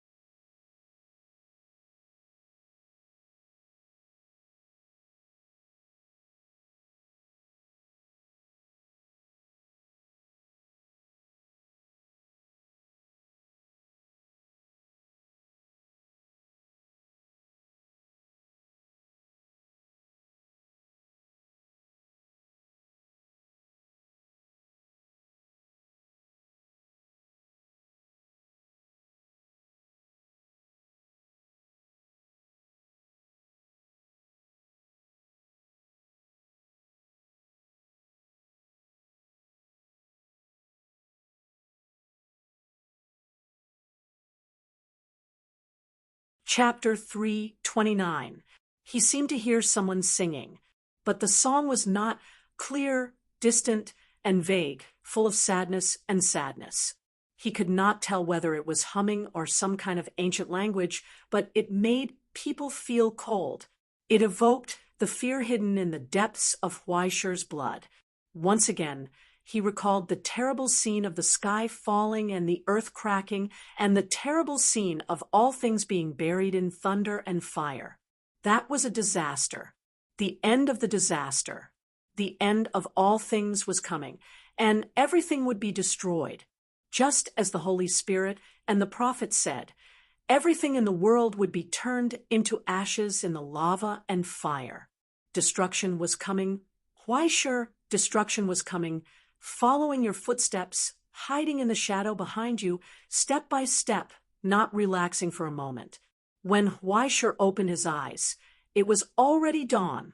Under the tyrannical sunlight, all things dried up, but the coldness in his bone marrow still did not dissipate. If he was a human, he would probably be sweating. Did you hear it too? Fu Yi looked at him calmly. I heard someone screaming for the whole night. He even shouted for me to run away. Huaishi was silent for a moment and whispered, I heard someone singing, but the meaning should be similar to yours. Then what should we do? Fu Yi was at a loss. What else can we do? Run, Fu Yi. Huaishi got up from the ground, looked around, and finally noticed a trace of something wrong. Today's sun was too hot. Even Huaishi's body now felt a trace of heat. And Fu Yi had already made a light, refracting illusion layer to cover the top of her head. The lake next to them had become smaller, and steam was rising as if they were in a sauna room. "Drink water first." Huaisher walked to the lake, lowered his head, and began a new round of drinking. "Drink enough water, and then we'll go." As he swallowed, water vapor rose from under his scales, making his body feel slippery. Fu Yi didn't know if it was sweat or something else, but she was able to analyze a part of the poisonous substance. "Let's go first," but he felt that the direction of this guy's evolution was becoming the opposite direction and more strange. Huaisher raised his head and looked at the snow mountain at the end of his sight. Moreover, as well as the dark toxins from the outside of its body just by drinking water. There were faint flashes of lightning dancing on the land. Wouldn't that save a lot of trouble? Already turned into hell, although she really wanted to complain in her heart.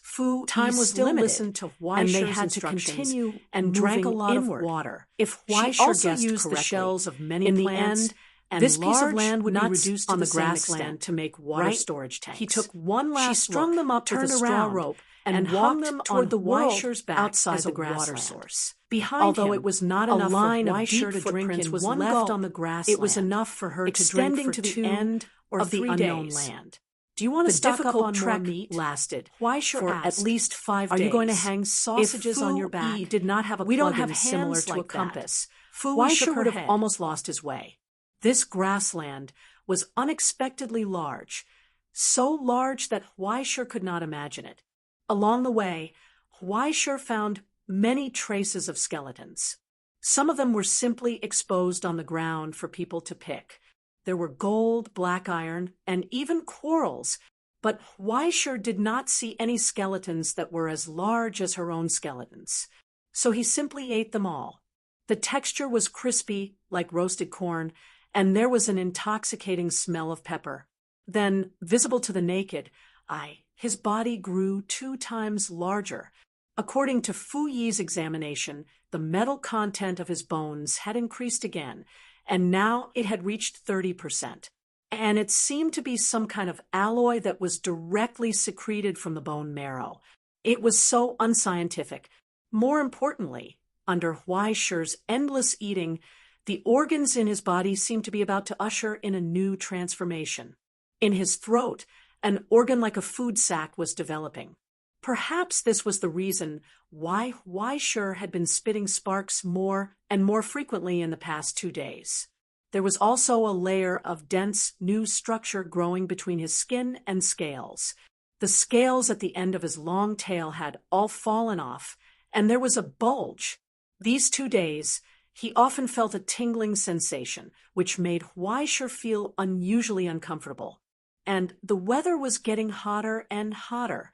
It was so hot that Huaisher was flustered. Everything was steaming, and many grasslands had dried up, revealing the cracked, yellow soil below. And water was so rare that it was as precious as a miracle. If it weren't for the fact that Huaisher could last for several days after drinking 1 meal, he would probably have died of thirst. And just yesterday, they finally met other explorers who had completed their transformation, separated by a 2-meter-wide stream. The 2 sides met unexpectedly. Well, Huaisher had already known from Fu Yi, but when they found an exaggerated giant beast next to the water source, the group of rats were obviously stunned. That group of rats were all explorers. That's right, all of them. And they were all the same explorer. Huaisher didn't understand how it evolved into this appearance, but this seemed to be the appearance they deliberately sought. The group of rats, old and young, male and female, had already begun to walk upright. They were already the size of a child, and their hands already had 10 fingers. They could use preliminary tools. However, those dozen or so stone spears and longbows were just a joke in front of Huaisher's body. Fortunately, Huaisher had just finished eating a mammoth and 2 open-air ores with a lot of minerals. He was barely 80% full and had no intention of fighting. Everyone was at peace. After drinking the water, they went on their separate ways. Since then, Huaisher hadn't seen any water source. There were animals everywhere that had fallen and become dried corpses, and the animals that survived became more and more ferocious and strange. If he wasn't careful, Huaisher would suffer a great loss at the hands of a bunch of parasites that burrowed into his stomach. He felt uncomfortable for a long time. Then the pile of parasites was digested in the radiation's stomach acid. The terrifying drought and exposure lasted until the night of the 7th day. Suddenly, the sultry and suffocating hot wind disappeared. Instead, it was unbearable cold. An icy wind blew from the depths of the grassland. In an instant, it swept across the land and froze it. There were no clouds for thousands of miles. Amidst the dull rumbling of thunder, countless palm-sized snowflakes and hailstones fell from the sky. After one night, the terrifying cold had turned the depths of the grassland into a dangerous place. I'm afraid no one can survive in that place, right? Fu Yi raised her head and looked behind her. She couldn't help but shiver. Even she couldn't withstand the terrifying low temperature. She simply made a hanging basket and hung it around Huaisher's neck. Relying on Huaisher's furnace-like body temperature to warm herself, she shivered. What's going on? It's probably the end of the world. Huaisher calmly retracted her gaze and continued to trudge forward unhurriedly in the snow. Heavy hailstones constantly fell from the sky and smashed on his shell and scales, bursting out with the unique, sonorous sound of metal. Above the clouds, a huge eagle suddenly broke through the clouds. Accompanied by a high-pitched eagle cry, it descended from the sky. Then it came to a sudden stop and stopped on a tree branch beside Huaisher. There are two. The giant eagle, with bright golden feathers, looked at the two stunned people. Which one of you is a friend from the Astronomy Association? Huaisher looked down at Fu Yi under his neck. Fu Yi understood and climbed out of the hanging basket and hid between the scales at the back of Huaisher's head. It's me. The ferocious wolf beast raised his head and asked indifferently, "What's the matter?" Let me see. It's indeed a first-class military officer. Amazing brother, which department are you from? The Golden Eagle's side. Looking at your body shape, you should have undergone the second transformation, right? Your survivability is really terrifying. I show here that he is a scholar from the Astronomy Association. His registered name is Color of Stars. Fu Yi whispered in his ear. Well, needless to say, it's another GM account. Huaisher curled his lips and asked straightforwardly, "Brother, what's the matter? Do you want to go together?" The Golden Eagle said in a friendly manner, "The country of fog ahead is not a place for lone wolves. Several of our friends from the technical department have formed a team. Do you want to go together?"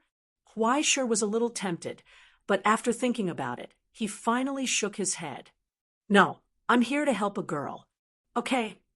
The Golden Eagle was not surprised by this result. He just nodded and said, "We have set up a camp about 90 kilometers east of here. Some of our friends who have evolved have begun to make tools. If you're interested, you can come to us at any time. We are all technical nerds and are really not good at fighting with people. If you are willing to come, you can make up for the shortcomings." After a pause, he reminded them, "If you eat explorers, you can accumulate a lot of energy for transformation. If you travel alone, remember to be careful of those who deliberately hunt explorers. Also, there's a guy not far ahead who's out of control. Don't get entangled with him." He looked at the two of them meaningfully and spread his wings to fly away. Huaisher stared at his back enviously and ate lemons for a long time. "You tell me, why don't I have wings? Can you at least have some common sense of aerodynamics?" Fu Yi rolled her eyes. "With your tonnage, other than a jet engine, what else can you carry? Isn't it just the vector jet of a fighter jet? I also had one." "TSK, keep bragging. Tisk, forget it if you don't believe me. Huaishur continued to move forward. In the wind and snow, he finally saw the rampager mentioned by the Golden Eagle. He was stunned and gasped. "Do you want to go around it?" "It's too late," Fu Yi sighed. At that moment, a ferocious killing intent emerged and chased after him.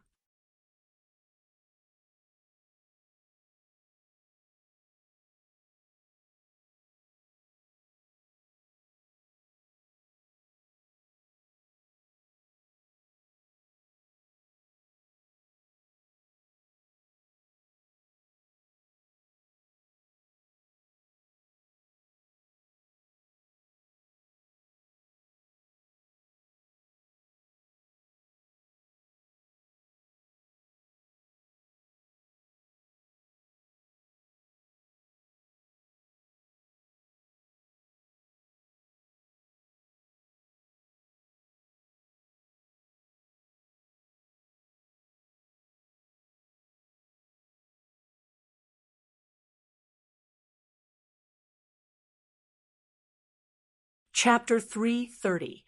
In the white blizzard, a wriggling silhouette suddenly emerged. The huge fan-like wings spread out against the hurricane. The huge butterfly-like wings were full of holes and cracks. Only the two hideous black spots on the wings were still clear. It looked like a woman. However, under the huge wings of a butterfly or a moth, there was actually a giant snake that was almost the size of a light rail.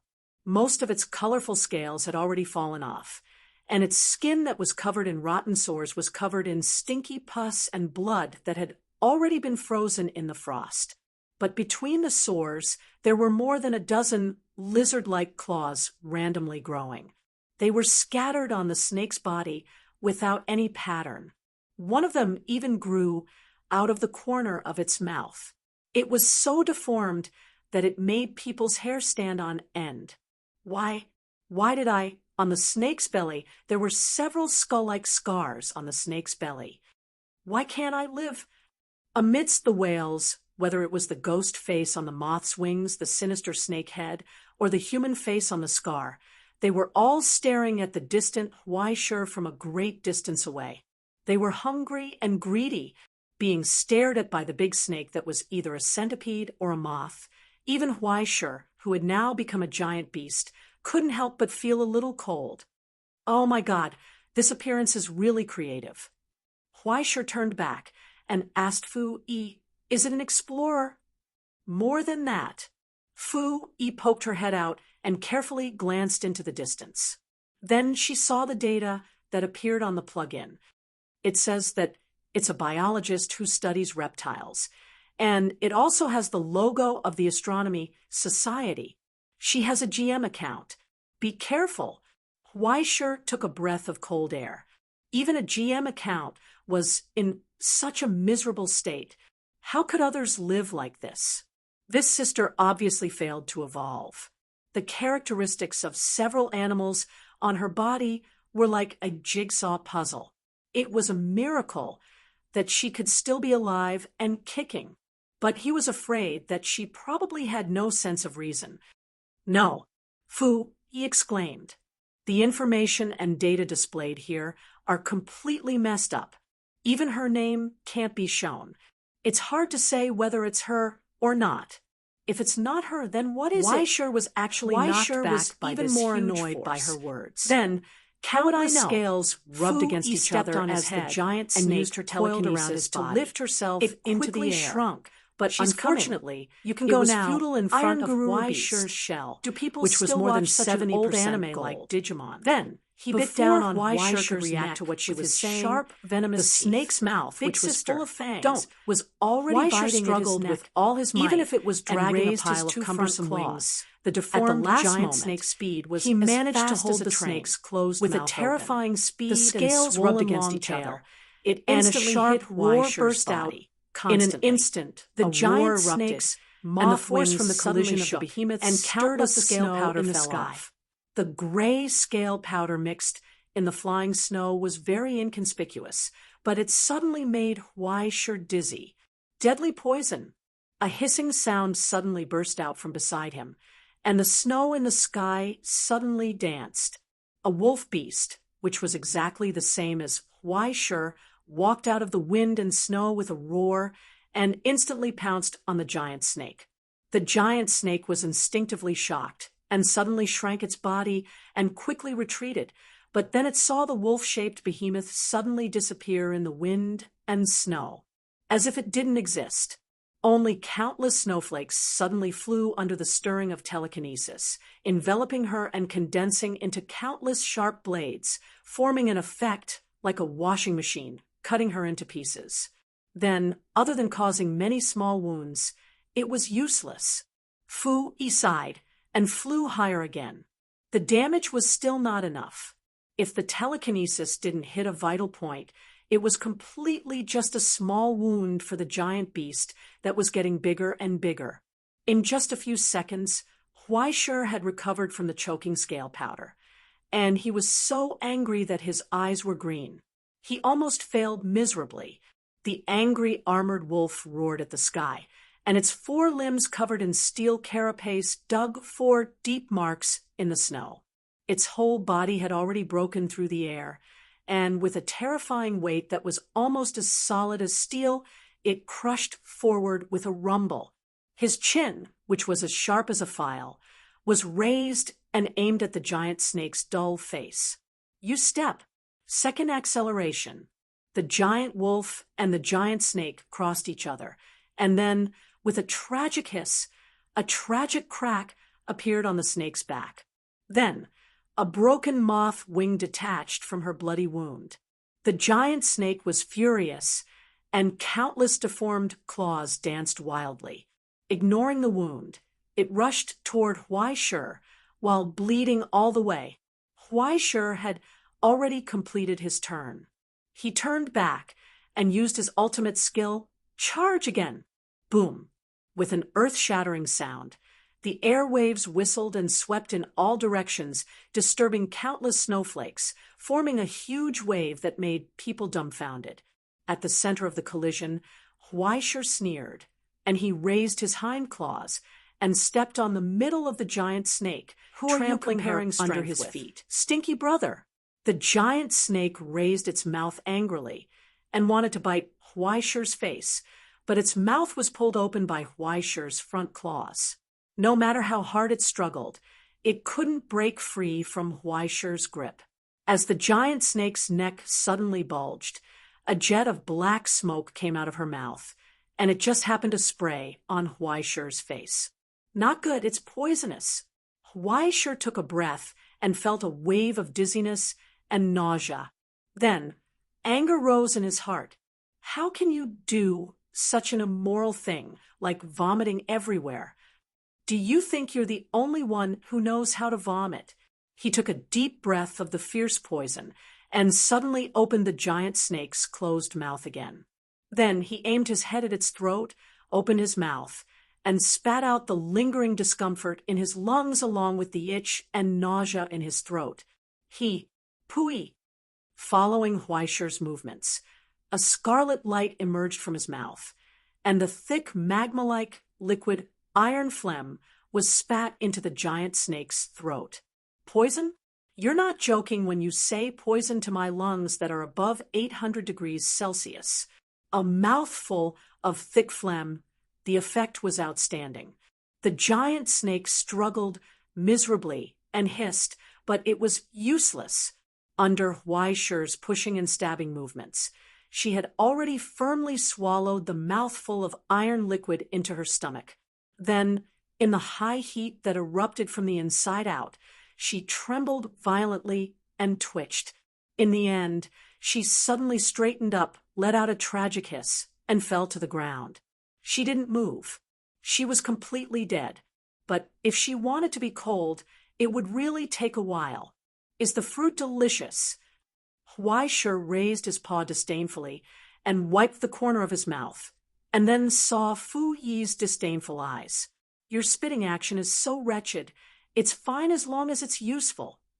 Huaishur's nose twitched, and he smelled the aroma of barbecued meat. His eyes involuntarily glanced down, and then quickly retracted. His nose couldn't help twitching again. He was hungry. Are you going to eat back what you spat out? The corner of Fu Yi's eyes twitched. The stoat felt that his worldview was about to explode. Actually, there's nothing wrong with it. I don't mind being dirty. Huaisha looked away guiltily. Fu Yi rolled her eyes and flew into the air. She didn't want to look at it at all. Then, after Huaisha looked around and saw that there was no one around, he ate to his heart's content. An hour later, Huaisha and Fu Yi, who were full, went on the road again.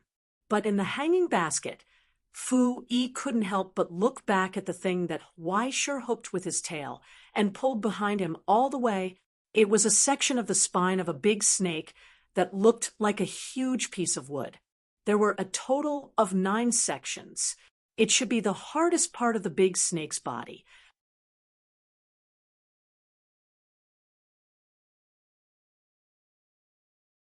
After being covered by Huaisha's cooled metal saliva, it became a bumpy iron pillar with sharp thorns. Why are you bringing it with you? It's quite a good material. It's a pity to throw it away. Huaisha thought for a moment and said, when I rest tonight, I'll think of a way to make use of it. Fu Yi glanced at him, feeling that this guy was going to do something again. Forget it, let him be. Fu Yi suddenly felt a wave of exhaustion. Oh, Mary was killed. Above the sky not far away, the golden eagle broke through the clouds and landed in the camp. More than a dozen rat men were building a temporary camp in full swing, and several giant beasts were lowering their heads to add fire to the bonfire. Hearing him say this, the red fox sitting in the middle of the camp just nodded indifferently after the hybrid fusion failed. It's a good thing that someone gave her a release. It seems that the difficulty of cross-species evolution is much greater than we thought. It's not something that can be solved with 2 relic transformations.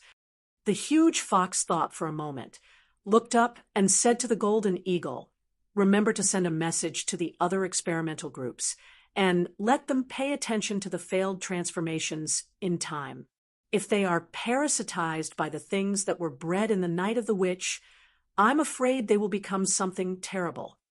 The golden eagle nodded and said yes. The edge of the fog country is already so dangerous. Do we have to go deeper?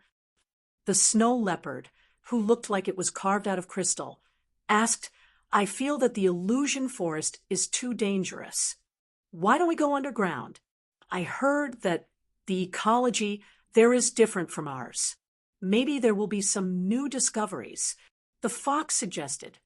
That's fine. Several beasts nodded.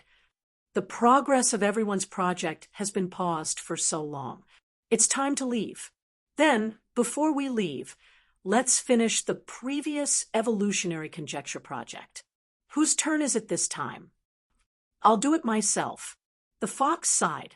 It's a pity that I couldn't get the young man named Huaisha to come over. He has quite a lot of potential. Hey, tricking people to be test subjects is very disgraceful. A rat man looked up and said, he's a military officer. When he comes back to London to beat you up, no one will help you. Forget it. The fox shivered and shook its head quickly. But why didn't Dr. Plum say hello to me? The golden eagle raised its claws and scratched its chin. Did I offend her? The snow leopard suddenly said, by the way, isn't she going to marry Cartel recently? Why is she with a young military officer? Several giant beasts looked at each other, and then the atmosphere fell into a strange silence. Everyone's eyes suddenly became filled with pity. It was as if they saw the green light lingering above their colleagues' heads. This is probably love. The passing rat man shook his head and sighed with the vicissitudes of the past.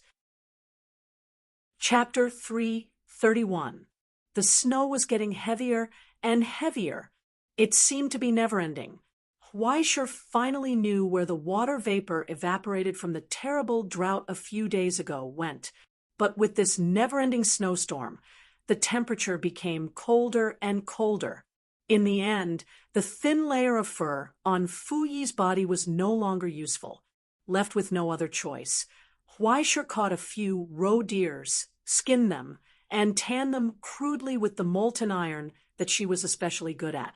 Fu Yi quickly used her psychokinesis and spikes to sew a few crooked leather jackets for herself and put them on, like a ball. Huaishur didn't dare to say this sentence out loud. The temperature was getting lower and lower, and the snow was getting heavier and heavier. It seemed to be never-ending, and everything was white. They walked forward against the blizzard for 2 days, tirelessly. The main reason was that Huaishur didn't know fatigue. Anyway, his teeth were so good that he could eat anything. When he was thirsty, he drank water. When he was hungry, he hunted. If he couldn't hunt, he might as well eat soil. And the terrifying body temperature completely resisted the cold outside. His mobility wasn't affected much at all. Just like this, they walked forward for 2 days. However, when he looked forward and backward, all he could see through the dense snowflakes was a vast snowfield. It was lonely, as if they were abandoned by the world. When the sky darkened, Huaishur rammed the snake spine, iron stake pulled by his tail, into the ground. After piling some trees nearby, he skillfully spat on them, and a raging fire burned vigorously. Light heating equals fire. Fire plus song equals me. If I add you to the song, the temperature will increase even more, singing a bunch of old songs. Huaishur dug a deep hole and piled some snow into it. She spat out some phlegm and boiled some hot water. After a tiring day, she began to soak her feet and rest. Well, it was hard to say whether it was useful to soak his feet in this body. Now, Fu Yi used her spikes to pick up the meat stored in her bound space. She repeatedly roasted the frozen meat over the fire and couldn't help but sigh, I want to drink a bowl of hot soup. Yes, I want to sleep on a big, soft bed. Huaishur also soaked her tail in the water, stirred it twice with satisfaction, and let out a long sigh. I still want to play games. Uncle Fong's supper will be ready by the time I finish the game. After supper, I'll continue to play games. After playing games, I can sleep. Fu Yi sighed listlessly. I just want to eat some barbecued meat. Then hurry up and sleep. Huaishur shook his head. You can have everything in your dreams. Or you can just press the safe exit button. Your parents will definitely satisfy you then. You're just thinking of ways to not bring me along, right? Fu Yi rolled her eyes. You're so annoying. Huaishur didn't say anything. She had already seen through the surface. But isn't all of this fake? She picked up the fork roughly and stabbed a piece of meat. She raised it, activated her psychokinesis, and tore it. The piece of stew dripping with gravy disappeared like bubbles. Are you treating me to a meal? Or am I treating you to a meal? Fu Yi looked at the cat chef coldly. My friends and I, to you, are just food, right? The cat chef looked at her blankly for a long time. She sighed helplessly, pulled out a chair, and sat opposite her. After serving herself a bowl of stew, she looked up and asked, Do you mind if I talk while eating? Do I have the power to resist? Fu Yi asked indifferently. She didn't pounce on him like he had expected. Instead, she picked up her fork and tasted her stew. She was graceful and her movements were gentle. Relax, child. No one here wants to eat you. The cat chef looked up at the nervous stoat. Do you think we are the kind of barbaric creatures that will eat living things? Then why did you catch me and bring me here? You broke in, didn't you? The cat chef smiled helplessly. And we just want to save you. He spat on it and threw it on the faces of the 2 wolf beasts, sighing, You guys are still too young. Huaishur's card skills could only be said to be average. However, he used to play poker with Crow in the basement when he was free after training. After such a long time, His card skills hadn't improved at all, but his experience and ability to cheat were getting better and better day by day. Even if the two wolf beasts copied Weischer's personality, physical fitness, and even short-term memory, how could they copy the experience and instincts that he gained from cheating Crow? Continue, continue. There's still one more round. Weischer took the lead to shuffle the cards. You can't go back on your words. If I win this round, you have to let me and my brother go. Hurry up, hurry up. Let's play a few more rounds. Anyway, aren't you quite free? The two brothers happily shuffled the cards, and someone suggested, Hey, do you want some supper? You must be hungry. We have some crispy meat and edamame here. They can go with wine. In the dead silence, Fu-Yi stared at the scene outside the window in disbelief. You're really something. Why, sure. I tried my best to save you. How did you reach an agreement with the criminals so quickly? Cat Chef smiled and looked at the scene outside the window, then turned back to look at Fu-Yi. Maybe you can wait for a while and watch them play Fight the Landlord. Forget it. Fu-Yi sighed sadly. Won't it be too embarrassing to win by playing Fight the Landlord? Cat Chef smiled, closed the window, and asked solemnly, Then, have you thought of your last wish?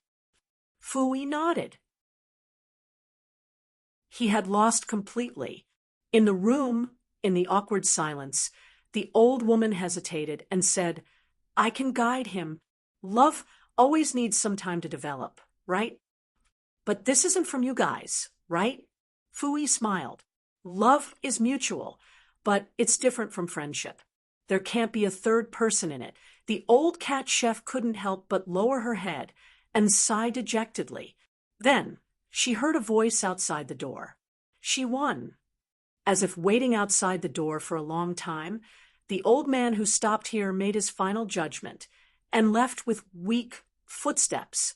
The Cat Chef nodded. Although it was a pity, she still accepted the loss of the bet and lowered her head to comfort the sad kitten in her arms. Fu-Yi's tense body finally relaxed, and she let out a long breath. Immediately, she was puzzled. Why didn't you lie to me? Huh. The old chef didn't understand. I mean, this kind of rule is completely free of choice, right? Fu-Yi said, love is an illusory thing. As long as we twist our rules a little, it's easy to realize. Isn't it easy to create a fake person? The Cat Chef smiled bitterly and shook her head. If that's the case, wouldn't we be lying to you? Fu-Yi was stunned. We just want you to stay here and be friends with us. She said, seriously, before the destruction comes, everyone can be happy together. There will be no betrayal, no harm, and no suspicion of each other. After all, this is a shelter, not a prison, isn't it? She smiled kindly and raised her furry hand to touch the stoat's little ears. Child, lying can't be exchanged for sincerity or friendship. The old chef reminded her seriously, you can't hide it either. Fu-Yi was stunned. She looked away a little evasively. I know, she whispered. I just need some time. Then wait patiently. The old chef finally smiled gently. Before the end comes, we all have enough time to wait and love. Her figure slowly dissipated, along with many disappointed cats. The warm light of the wooden hut slowly extinguished, as if it had sunk into the distant darkness, and left her. Fu-Yi returned to the cold snow, but the snowstorm had stopped. The sky was clear, and the air was fresh. On the table in front of her, there was a steaming pot of stew and 2 bowls and chopsticks. A white crystal was pressed on a note. On the note, there was a drawing of a smiling face that resembled an old grandmother and a line of handwriting. Before the end of the wait, please share it with your friends. Fu-Yi was stunned for a long time. She couldn't help but sniff the warm stew in front of her. She couldn't help but laugh. What? You're still so gentle to us in the end? She was silent for a long time. She turned back and looked at a certain husky lying in the snow. drooling. Her expression became angry and helpless. A snowball the size of a football hit his face. Huaishir was startled and looked around vigilantly. What's wrong? Where's the enemy? Fu Yi, don't be afraid. I'll protect you.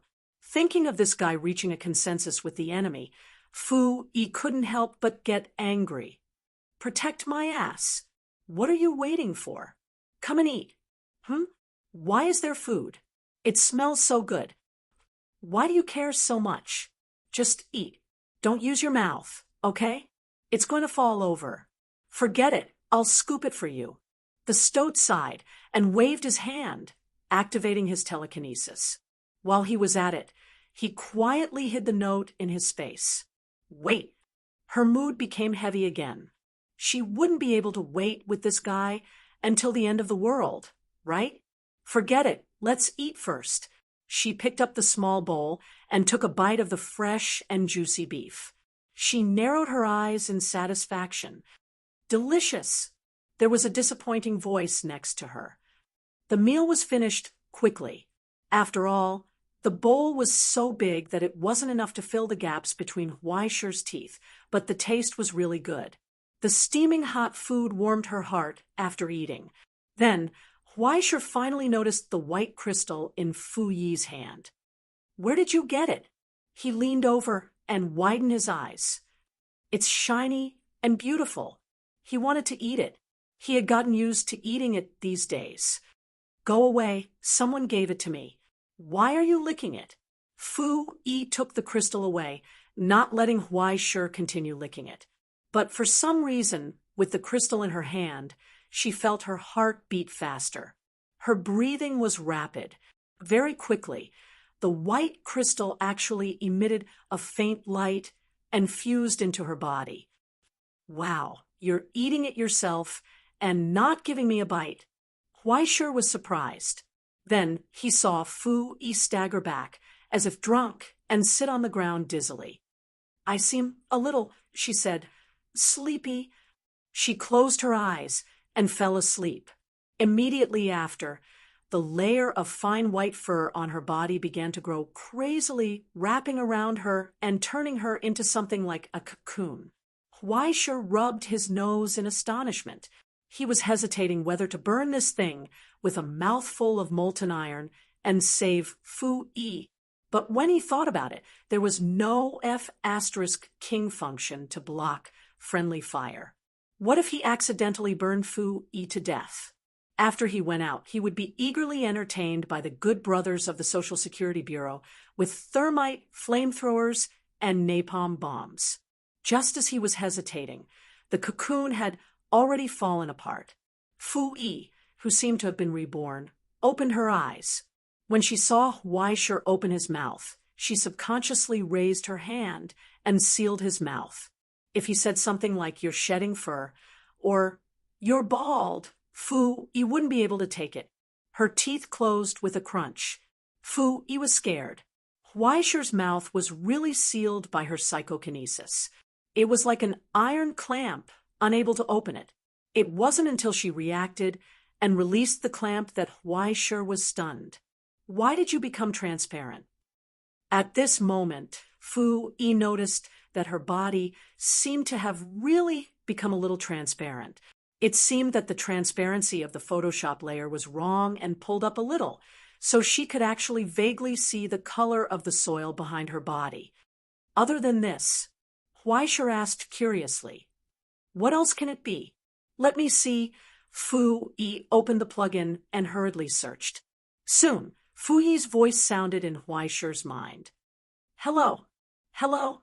Can you hear me?" "Wow, I can't move in human form." Huaishir sighed. "You don't even have to pay the phone bill. You can shut up."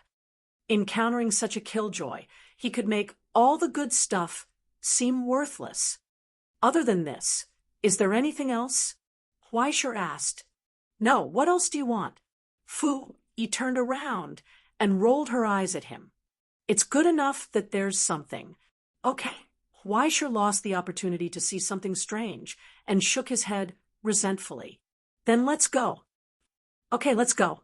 Fu Yi jumped up and skillfully flew to his back. Attack, Huaisher, attack. For some reason, Huaisher suddenly felt that Fu Yi was quite cute just now. It must be an illusion. His good brother was so ruthless. He must be thinking too much. So Huaisher grinned and ran forward with his tongue hanging out. On his back, Fu Yi couldn't help but sigh. She took one last look at the interface and looked away. This was the only new skill that Huaisher didn't tell her. Psychological suggestion. It didn't seem to work at all. She sighed, weakly fell on her back, and fell asleep. Behind them, in the depths of the forest, an illusory wooden house faintly appeared from the air. It quietly watched them go away. Go to the king's city, outsiders. The things you desire are all there. The cat chef whispered goodbye. I hope that after you leave this short dream, you can face this cruel world. Chapter 334. Along the way, they seemed to have finally entered the interior of the country of fog. After breaking through the snowstorm outside, there was no fog inside, but the sky was gray regardless of day or night. It was difficult to see the sun or the stars. Is it because it's called the country of fog? Huaisher was curious. Why not call it the country of yarn? It's more appropriate. I feel that if it's called the country of yarn, the Tsuchikage will die again. Don't play with homonyms, okay? Huaisher sighed and looked around. There were ruins everywhere. He originally thought that he could play the role of a little monster and scare the innocent residents. As a result, there were many cities and villages along the way, but there was not a single living person. It seemed that there had been a war or something else. There were ruins everywhere, and no one was there. They saw a lot of dead people, whether it was rotten things or corpses that had been hung on the collapsed city walls and turned into stinking bacon. They were not the appearance that humans could have. Instead, they were more like some kind of humanoid hybrid of lizard and snake, and most of them had extremely serious distortion and mutation. As for the other strange beasts and creatures, they were almost used to it. There were too many. There was one every few steps. If it weren't for Huaisher's body still having some deterrence and Fu Yi's wide-area illusion, they didn't know how much trouble they would have encountered along the way. Now it was basically Huaisher rushing, Fu Yi sleeping, waking Fu Yi up when there was trouble, activating the illusion and rushing a wave. And after that, Fu Yi went back to sleep to recover her mana. She was getting fatter and fatter, but Huaisher didn't dare to say it. How long has it been since we came in? Fu Yi lay in the basket under Huaisher's neck and asked in boredom. It should be 2 or 3 weeks, right? If it's counted by days, it's been more than half a month. Huaisher replied, but my body sense should only last for a week, and the real time is definitely not more than 8 hours. The witch's night could only last for 8 hours. Although they didn't know what kind of law and distance was used, there was no doubt that the time here was accelerated. It sounded incredible, but it was actually the case. It was like a special setting in a novel. You just have to get used to it. After so many years in the present realm, in the framework established by the creator one after another, time had become something that could be easily manipulated. This was especially true after several upgrades, including the theory of relativity and other related plugins. As long as there was enough origin substance to operate, the flow of time in an enclosed space could be fast or slow to a shocking degree. The only regrettable thing was that even though the fast-forward function had been installed for so long, the fast rewind function was still far away. Even the pause function was so difficult to operate that the creator of the physics specialty would explode his brain. Research in this field was too dangerous and had been completely sealed by the Academy of Astronomy from the source of the Silver Sea. In the end, to some extent, the loss of entropy was not irreversible. It just depended on how much one had to pay. Even if it was a small-scale time reversal, it was still a terrifying consumption that would deepen the depth of the entire reality. Of course, there were rumors that this technology had been abused by yesterday's Express. Some people also said that the Rainbow Bridge, one of the 3 major blockades in the present realm, could not only teleport people back in time, but could even teleport people back a month or something. No one would believe this kind of sensationalist nonsense. It made people want to laugh when they heard it. Ha ha ha. Why sure laughed. Fu Yi raised her head and looked at him. What are you laughing at? Why sure pondered for a moment and replied dryly, I remembered something happy. What happy thing? Why sure certainly couldn't talk about the secrets that Crow had told him in private. He could only say after a long pause, someone's wife is going to have a baby. What a coincidence. My mother is also going to have a baby. Fu Yi asked curiously, do you think we are talking about the same person? Sorry. Why sure could only bow his head and admit his mistake. It's okay, I'm joking. Fu Yi glanced at him and responded lightly.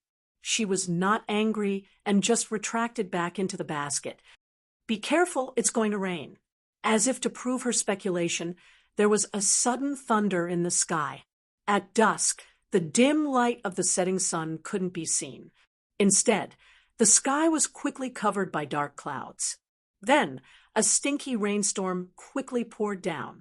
It fell on the ground with a sizzling sound. The concentration is terrifying to this extent. If it was in the present realm, all the acid rain would cry out, right? Huaisha raised his eyes and looked at the dark sky in the distance. The acid rain fell on his carapace and scales as if it had fallen on a stone. After leaving faint traces, it was shaken off without a trace. It had no effect. Since entering here, Huaisha's body had grown bigger. Now, it had surpassed the size of an ambulance and was approaching the size of a small truck. If it continued to grow, it wouldn't be the same size as a heavy truck one day, right? Huaisha would occasionally think about this when he was eating. Then, he seriously considered dieting for a few seconds and quickly threw it to the back of his mind. F***CK. I'll get bigger if I get bigger. Sponsored partnerships are more important. He opened his mouth and took a mouthful of rainwater that was like a strong acid. After rinsing his mouth and washing away the stains on his teeth, he skillfully spat it out casually. This was the good thing about having a high physique. He was immune to all poisons, and attacks of any attribute were not weak. Although his health bar was thick enough and his defense was high enough, his arms and legs were short, and he didn't have much control. However, the advantage of being able to travel in the rain like now was something that other explorers didn't have. In the past 2 days, when he was free, he had replaced Fu Yi's bamboo basket with an iron one and hung it around his neck with the lock of sorrow. It was clearly the size of a basketball, but hanging around his neck was like a small bell with an opening at the top. Well, it was becoming more and more like a dog. Just as he was lost in his imagination, his footsteps suddenly came to a halt. He stopped in front of the abyss. The mud and acid rain converged into a turbid current that flowed past his feet and fell into a huge crack that had inexplicably appeared in the ground. The crack was thousands of meters long, and the narrowest part was hundreds of meters wide. It was as if a violent earthquake had occurred, and the Earth's crust had undergone violent changes. He could vaguely see the ancient city that had been half submerged in mud at the bottom of the trench. The dried bones slowly rose and fell in the acid rain and turbid flow, and soon sank into the depths of the mud. That's great. We don't even need a mass cemetery. Huaisha clicked his tongue and sighed. How do you make such a horrifying scene sound like a market? Fu Yi sighed. Of course it's through talent. Huaisha's wolf mouth skillfully curled up and whistled proudly. I'm super brave. What's there to be afraid of? Is that so? The stoat in the bell basket said expressionlessly, then look back. Then Huaishir took a step back and rushed straight forward. You step. Look back for what? As early as when Fu Yi said to look back, Huaishir felt a premonition of death suddenly erupt in his heart, piercing his soul to the point that it trembled. Regardless of everything, he rushed forward with all his strength, risking falling into the abyss of the crack. He ran wildly out. There was a roar, as if a small bubble had burst out. A crisp sound was drowned out by the sound of the torrential rain. Then the acid rain was lifted as if a door had suddenly opened between the curtains. It was pushed to the sides by the repulsion of psychokinesis. The psychokinesis rolled up a hurricane and applied to Huaishir's body, providing him with instant acceleration. The giant wolf had already dragged a section of the iron pillar, broke through the air, leaped through the crack in the air, and jumped out to the other side. Vaguely, he felt as if something had touched his hind leg.